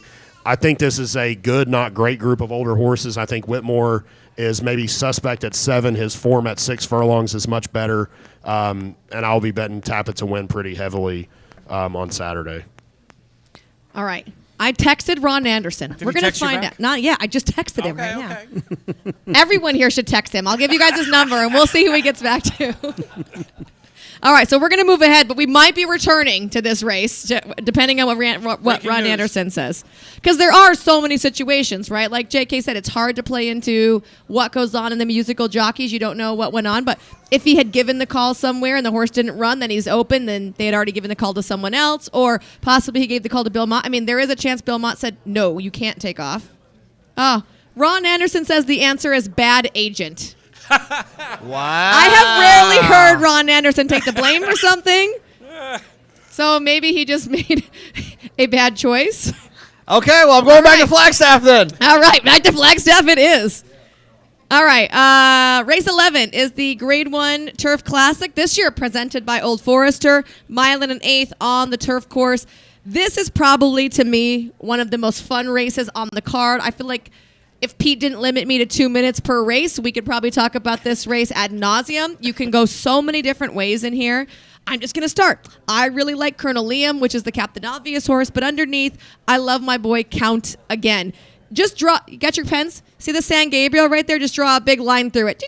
That horse wasn't doing that well. He wasn't training that great. It was not a Lasix scenario. You bring him back in the very next race, which was the Grade 1 Frank Kilroe Mile. He was training super leading up to that. I played him at a very big price. He almost got the job done for me. He only got beat by half a length, proving again it was not a Lasix scenario. I think a lot of people jump off this horse because the Lasix thing. You can go on xbtv.com and you can watch a lot of his works. Phil puts him, this is no joke, like 17 lengths behind his workmate. And the horse catches his workmates by the wire like more times than not without being asked. He just does it naturally. He's got a beautiful extended turn of foot. Some horses can do their turn of foot for a very short time. Count Again can do it for a very long, sustained run. So I've been very impressed with the way he's been working. I think he's going to fire a really big race here, and I love the fact that Luis Saez is going to be able to climb aboard. Some of you guys have mentioned that he's been doing pretty much nothing wrong as far as a riding situation goes, so I really like those two horses together to play, and I just have to throw in Digital Age in the bottom of my exotics because I was a fan of his all year last year and I lost so much money on him, and the only ticket I cashed on him was in this particular race last year, my $5 to win bet, because I was like, well, I've lost so much money. Anyways, all right, Pete, your turn. You mentioned 3, so I'm going to mention 3, and I'll start with the one you finished with. I like Digital Age. This horse ran so huge in this race in that September version. Terrible trip, last out that darkens the form. Maybe needs some pace help, but I think this one on the figures and form, great value at 8-1. Got to give a call to number 7, Smooth Like Straight. Horse who can maybe get the jump on him in this spot. Typically, regular podcast listeners are going to be like, but wait, I thought you said you don't like West Coast turf horses shipping east. I think given the pace advantage and how good Smooth Like Straight is, this is one that I need involved here. This horse's quality and the pace play. And then you mentioned the 3, Colonel Liam, nothing wrong, the boss of the division. Finishes like a Grade 1 turf horse every time. A clear straight A for me. Call it 6-7-3 in the Turf Classic. JK? Yeah, I mean, Smooth Like Straight, he is a West Coast turf horse, but he's got speed. He could be loose, and Michael McCarthy typically doesn't get in the way of those situations. I think Smooth Like Straight's dangerous on the front end. To Phillip's point earlier about Chad Brown coming in with a bunch of layoffs, one of the reasons he can do things like that is domestic spending and Digital Age have worked together 9 times in a row. So it's not like they're out there beating up on the bad stablemate. They're beating up on Grade 1 winners. There's 2 Grade 1 winners working together, and to me it feels like they'll be ready off of those works. I think both of those horses are extremely live and horses that if you're spreading in this race, you'll want to use. But Colonel Liam has done nothing wrong. And this horse has really figured it out since getting on the grass. Irad is riding for Todd in here instead of riding for Domestic Spending and Digital Age. I'm sure Chad's not happy about that, but I think that Colonel Liam, if you're feeling like you need to single someone in this sequence, in this race, Colonel Liam would be the horse I would single. But I am going to try to get alive to Colonel Liam and the two Chads, and I think I'll feel very comfortable in here despite the fear of smooth like straight wiring this field. Phillip? Just to reiterate what JK said, while I don't love the layoff, Chad has a positive ROI bet in 61 to 180 days. So if you bet $2 to win on every Chad horse in this layoff category, you actually would have made money, which that hardly happens anyways. And to do it out of a sample size of 202 horses is pretty impressive. You know, my second strongest opinion of the day is Count Again. Like, I'll bet a big double between Tap It to Win and Count Again. I think a mile and an eighth might be the right distance for him. I think that's kind of the question. Like, Smooth Like Straight, I'm not sure is going to want the mile and an eighth. Maybe a little suspect. You get some of these milers. Count Again has an absolutely huge kick. I think he can handle a little bit of giving the ground. And I think the mile and an eighth distance is going to hit him right between the eyes.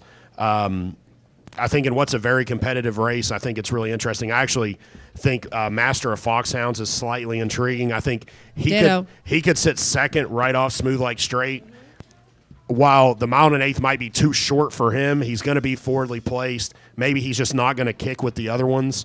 But Rosario ends up, he won on him last time at a mile and a quarter, or two back at a mile and a quarter. He's going to, I think he'll be bigger than 15 to 1. I think the Chads are going to take money.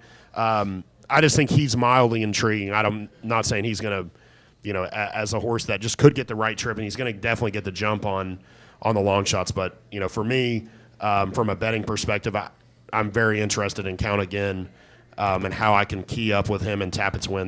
Those are my two strongest opinions of the day.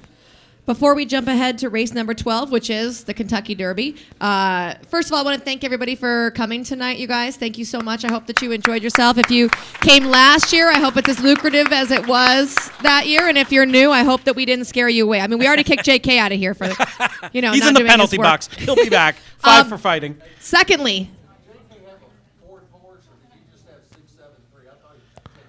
Yeah, he said he was going to leave. At the end of the day, No, he bet Colonel Liam and the two two Chads. Chads. Yeah.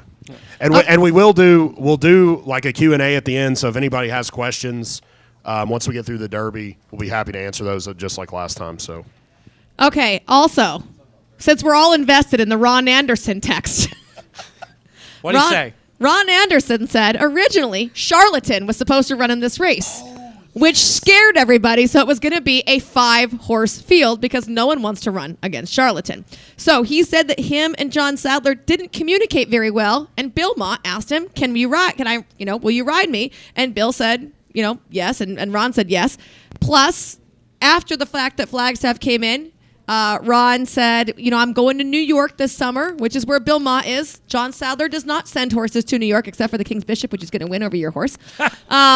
So he wanted to make sure to keep Bill Mott happy. So he ended up not taking off of that horse because he did not want to upset Bill Mott.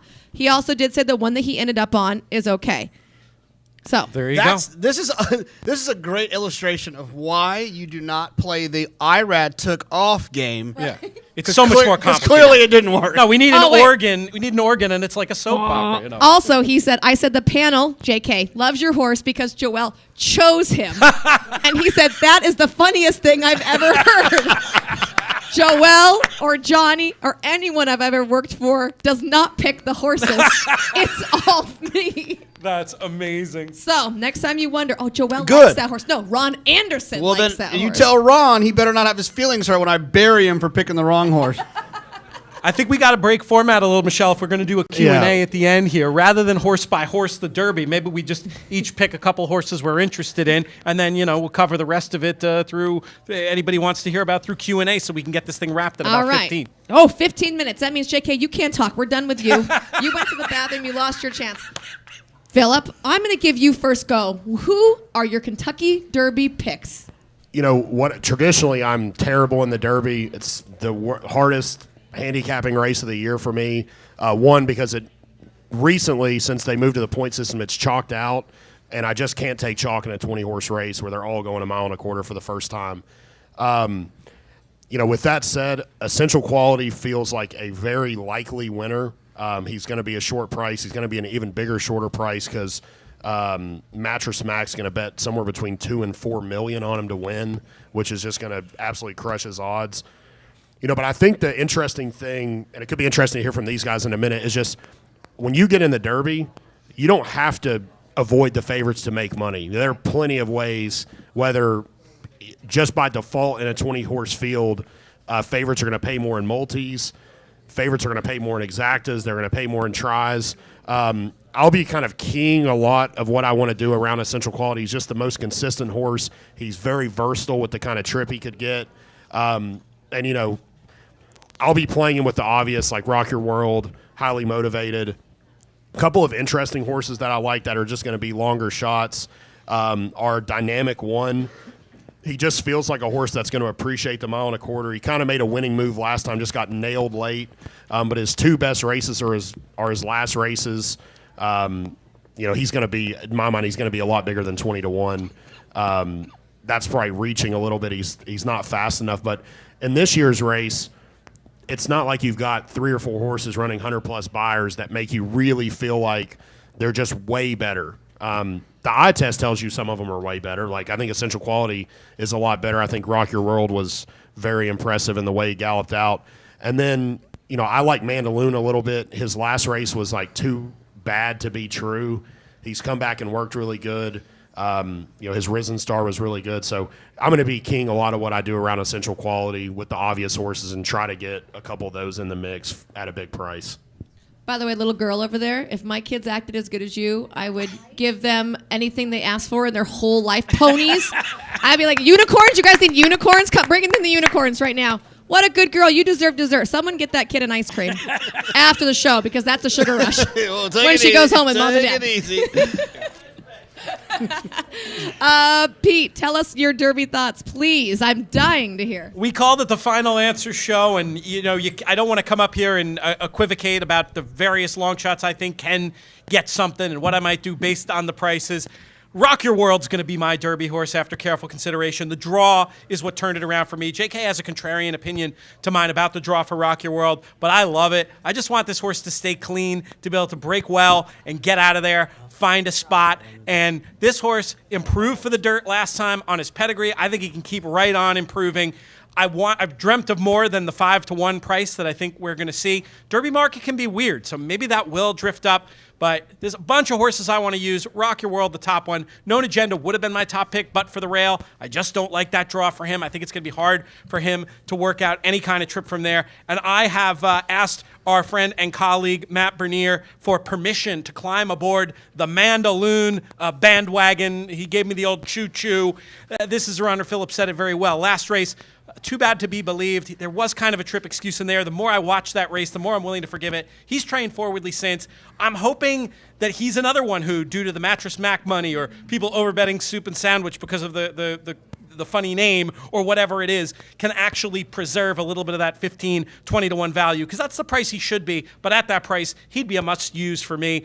Those are the main ones. A lot of interesting runners in here, but I'm sure we'll get to those when we do some Q&A and hear the rest of the panel. Pete, I agree with JK. I don't like the draw for Rock Your World. It completely turned me off of that horse. That's interesting. Make the case.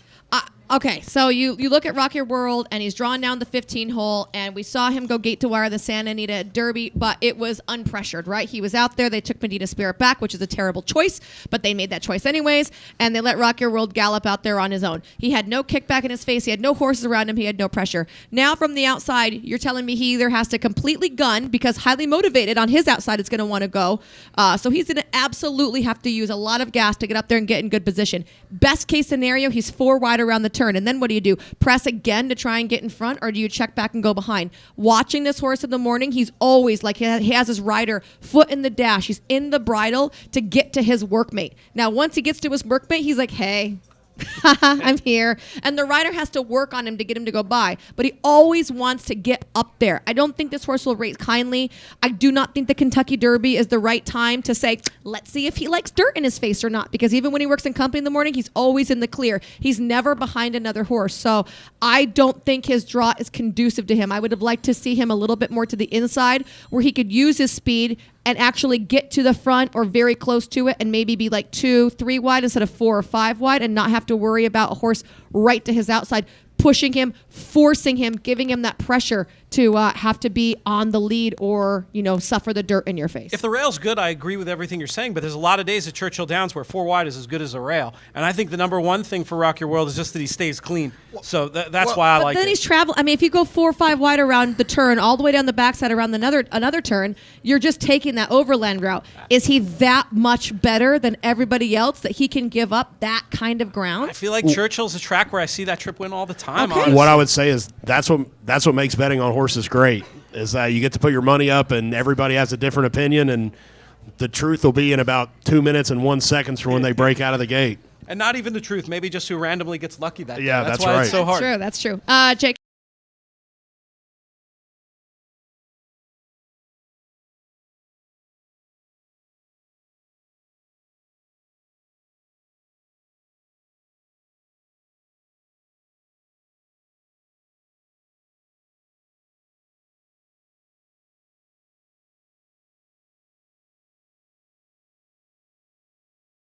Mac is going to bet as much as he needs to bet to win on the favorite so that he can hedge his promotion where he gave away a bunch of furniture. If you spent more than $3,000 and give it to you for free if the Derby favorite wins. So he's going to bet the Derby favorite to pay for that furniture. Just to be clear, Brooklyn Strong, I hope he beats Coach. Great name, though. Great name. Yeah. You wasted your second horse on that? No. Okay, thank you, JK. I told him I'm taking 19 horses. Mandaloon, enough people that I respect like the horse. I will use Hot Rod Charlie. And Michelle, this is a point I wanted to bring up to you. I love Hot Rod is Charlie. that- Don't say anything bad about him. I'll punch you in the face. I like the horse. I like the Well, then horse. don't take all my good points. You'll make me sound dumb. No, I want to ask you a question. I think that with all these horses in the Derby, you're wondering, are they going to get a mile and a quarter? The Louisiana Derby switched 2 years ago to a mile and 3/16. Hot Rod Charlie got that distance and he did it well. The other thing that I've always heard, and I don't, like I said, 4 legs and a tail, is that Doug O'Neill gallops his horses aggressively. And this morning, Hot Rod Charlie came by and he looked like he was breezing we're on the backside. He was clipping away. And so I always feel like his horses can go the mile and a quarter because they're such good gallopers.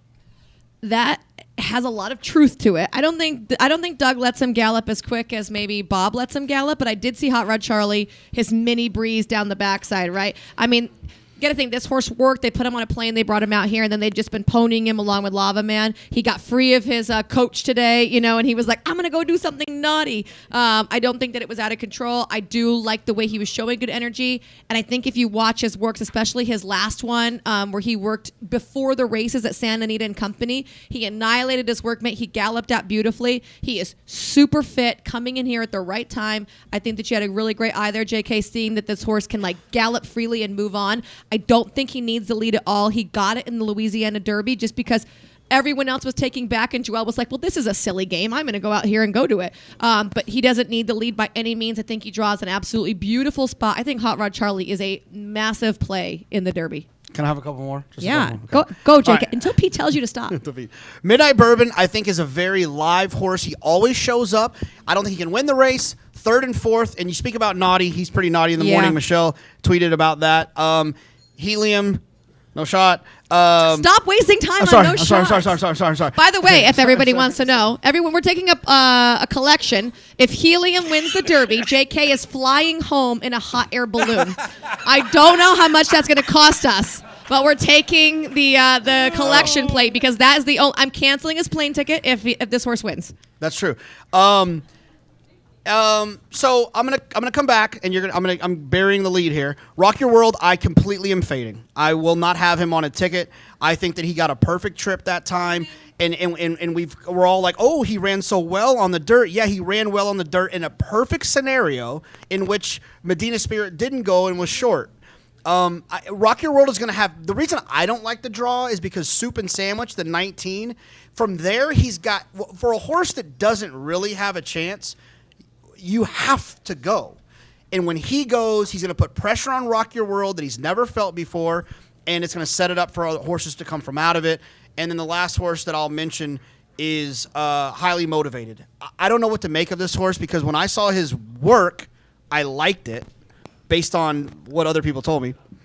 And then when I saw him gallop, I didn't know what I was looking at, but people told me they didn't like it. So I don't know what to make of Highly Motivated, but we're all lying to ourselves if we're telling ourselves that Chad Brown is going to go too much longer without winning the Kentucky Derby. The thing about Highly Motivated is his work at Keeneland was pretty good. It was obviously a flashy time, but just watching it visually, it was pretty good. His work at Churchill was very eye-catching. He was laying off a workmate. His rider was stone still, and the rider, I think, just like sneezed or maybe a mouse farted. Something happened like that, and this horse showed such an instant acceleration. It was literally breathtaking. You saw that, and you're like, wow. He finished up really good. The rider on the horse's company mate was whipping him, getting him to go, and Highly Motivated just galloped out in front. I mean, like, not even asked. That was the work you want to see going into the Kentucky Derby. Unfortunately, since then, like JK said, a lot of the clockers have not liked the way he has galloped since that particular work. They don't think he looks as smooth. They don't think he looks as polished. And that obviously could maybe mean there's an issue there, or maybe he's not liking the surface that's going on. And as we all know, as we get closer to a big race day, the track surface changes. And now, of course, with the rain, the track surface is going to change. So it's something to keep your eye on for sure. Did you give your final answer? No, yeah. This is the final answer show. He tries to get out of here I didn't. without giving a final answer. I'm picking JK's like 17 This is horses what I could deal win with, the Derby. folks. I know. I'm picking Essential Quality. And We brought him here at great expense, and he picks the favorite. No, but Jonathon Kinchen. Everybody ladies write and that down. Essential quality.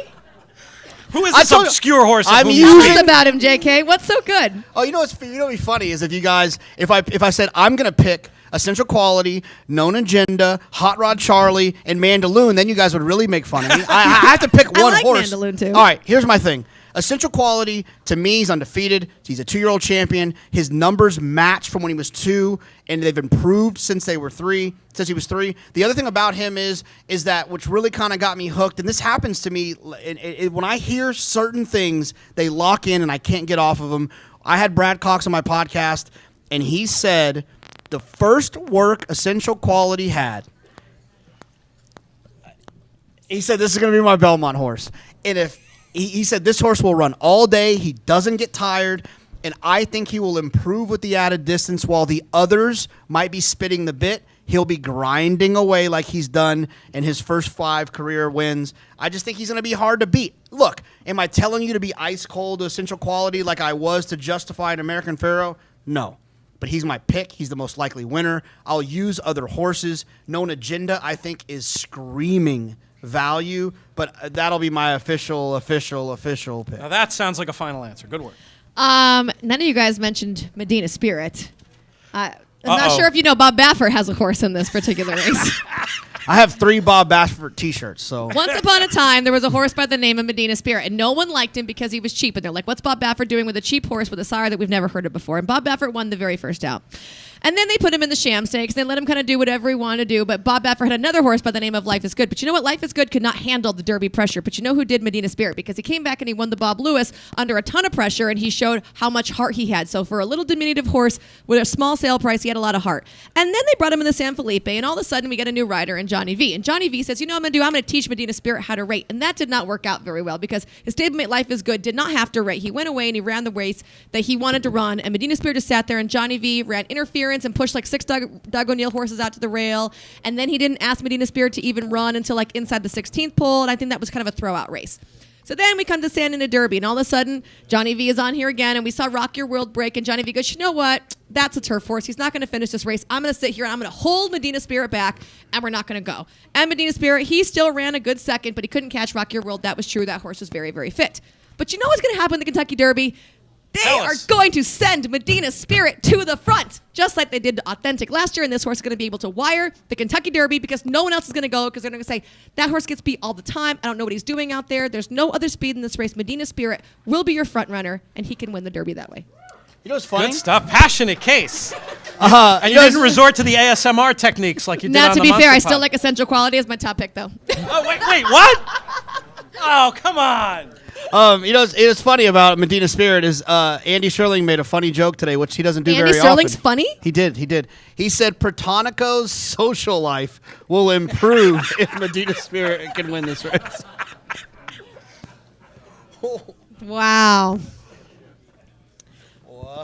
Well, I will say, I think it's going to be up against it to win. I'm not entirely sure he wants the distance, but I think his best chance of winning the race would be if Ron Anderson, yes, this is Michelle again. Please tell Johnny V, send the horse.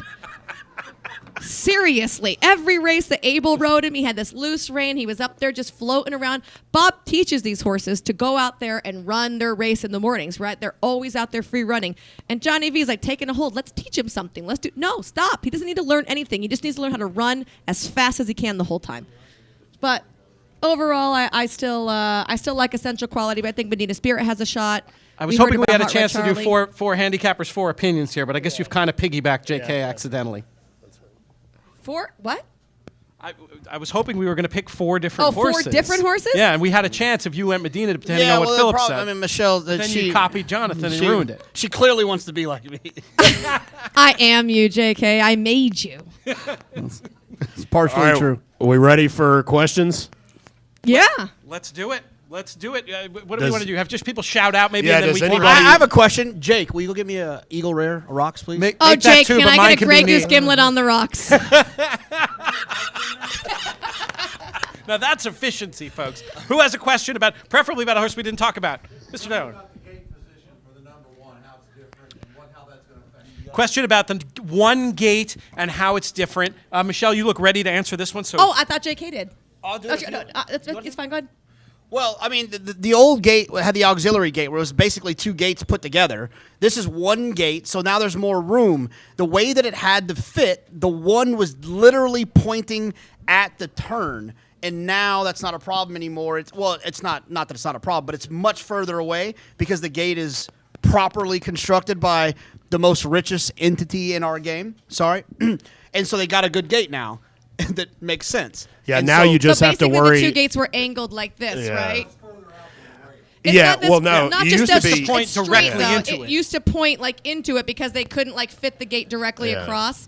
And now because it's one gate, obviously none of the stalls have to be skewed. I As a- feel like for yeah. a speed horse, if you like, would run wouldn't be straight, that bad now. Yeah, if you would have But run for known straight agenda, out of the one, you would hit the rail. Right. You had to come in. So you had to get over. So now instead of you can run straight, you just have to worry about 19 other horses coming over on you. And the So best that's example, if you want to see what it feels like, is looking at Lucky's Derby, where he drew the rail and with Garrett, and it was very illustrated. He came back and won the Preakness, so he was clearly a good horse.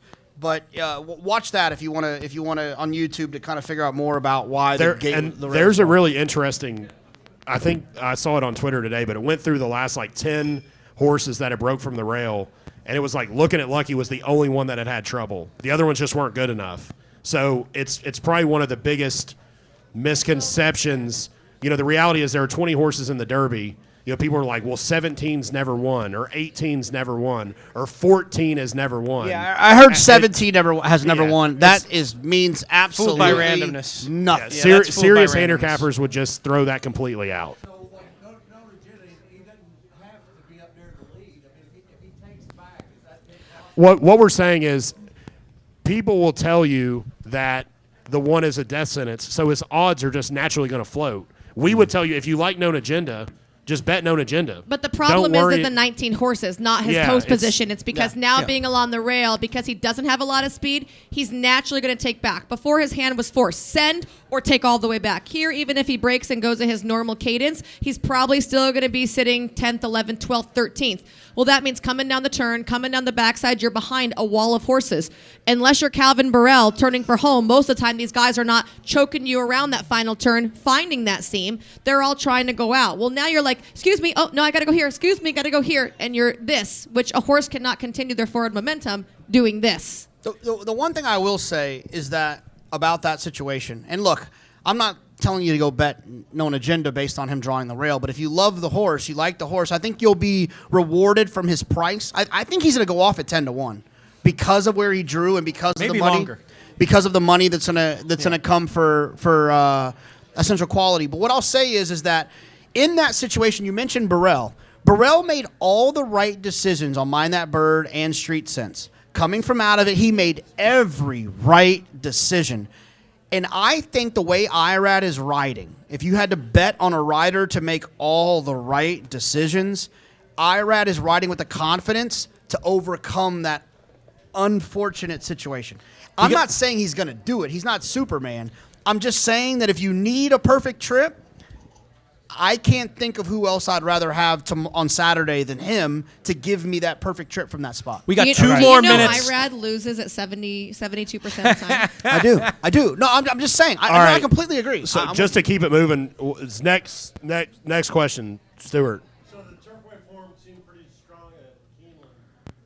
So if you look at horses like Lucky King and Question about the Turfway Park form, Yeah. and it did really well at Keeneland. Is there a chance maybe the likes of Sainthood and Like the King could overperform at this year's Kentucky Derby? that form did well in the lower level races. We're talking about the cream of the crop. I have a better chance of training a 2-year-old winner at Ascot next year than Like a King has winning the Derby. If you go back and watch Like the King, also the way he moves very awkwardly, and he moves more like a turf horse. He has very high knee action. It's a little wide. He does not, in my opinion, travel super well over the dirt. Even though we've seen some good dirt works from him, and he did work nicely in company, he's got a couple other issues. He gets really worked up. He's a little bit of a head case, it looks like, in the mornings. So I think that there's some things going against him where I don't think that necessarily the Turfway stake for him was as true to what you could see on Derby Day. He does not look like a pure dirt horse. Time for two more. I just want to make one comment. Okay, so I worked for Ron McAnally when I got out of college back in 1992 for a year, and he's the luckiest guy I've ever met. Ron McAnally question coming in. He bred the 15. Comment. He bred Rock Your World. I saw Ron at the Keeneland September sale after he sold Rock Your World, and I didn't know that he Grudgingly. yes. And so I see him, and Ron's got Parkinson's, and he's kind of teetering around. He's unsteady, and I said, "Hey, Ron, what's going on?" And he's like, "Mark, I just sold the damn Derby winner." Ron McAnally, upon the sale of Rock Your World, who he bred, predicted the horse would be the Kentucky Derby winner. Certainly a guy who knows his way around horse flesh. What an amazing story that would be. He said, terrible sale. He said, sold him way too cheap. So we've sold probably 200 candy rides in our life. We've never sold one for over 300. I said, what'd you get, Ron? He said, $650. Ron, I don't know. That was a pretty good sale. He goes, I sold the Derby winner. And he teetered off into the crowd. So anyway, I don't know what that means, but He said he sold the Derby winner when he sold him for $650. Too cheap. One by the way, as more, a yearling. Who do we got? He bought back the full sibling at $600 too, so he wanted a lot of money. I've got one from online that we'll go to since nobody jumped at the chance there, and this is a question for Michelle. Oh, boy. Michelle, how do you manage to look so much better in that shirt than JK or me? I mean, first of all, I designed it, so it should definitely look better on me. I think it's the belt because it makes me, accentuate your middle and your top. And when JK wears it, it's just kind of like all the way down. Oh my goodness, great stuff. You know what? I'm gonna say right now, just because you guys brought the shirt up. Saratoga shirt we just got approved. It's coming out, and Nice. it's better than this one. Honestly, it's really good. Coming soon. Good stuff. OldSmokeClothing.com to learn more about the fashion element of the In the Money Media brand. I want to thank everybody on this panel. Phillip, Shelton, Michelle, you came in just for this event. Thank you so much. JK, fantastic job as always. Our partners and friends who helped us put this together. Medallion Racing, TaylorMade, biggest of thank yous. I think everybody in this room, to Malone's and to TaylorMade Medallion, thank you so much for hosting such a wonderful party. And thank you so much to everybody out there who joined in this live stream. Amazing numbers, so many comments. If you have more questions we didn't get to, hit me up on Twitter, @LoomsBoldly. Matt Bernier and I doing a Ask Me Anything Oaks and Derby tomorrow live stream at 3 o'clock. Thanks to our founding partners, the Thoroughbred Retirement Foundation. Kim Weir from TRF is here. TRFinc.org/players to donate to their incredibly important work. That's going to do it. This show has been a production of In the Money Media. Thanks so much to Alex and Craig, Drew Coatney, JK. I'm Peter Thomas Fornatale. May you win all your Kentucky Derby photos. White line, I'm going to double Michelle up. So anything she does, we're going to double you up.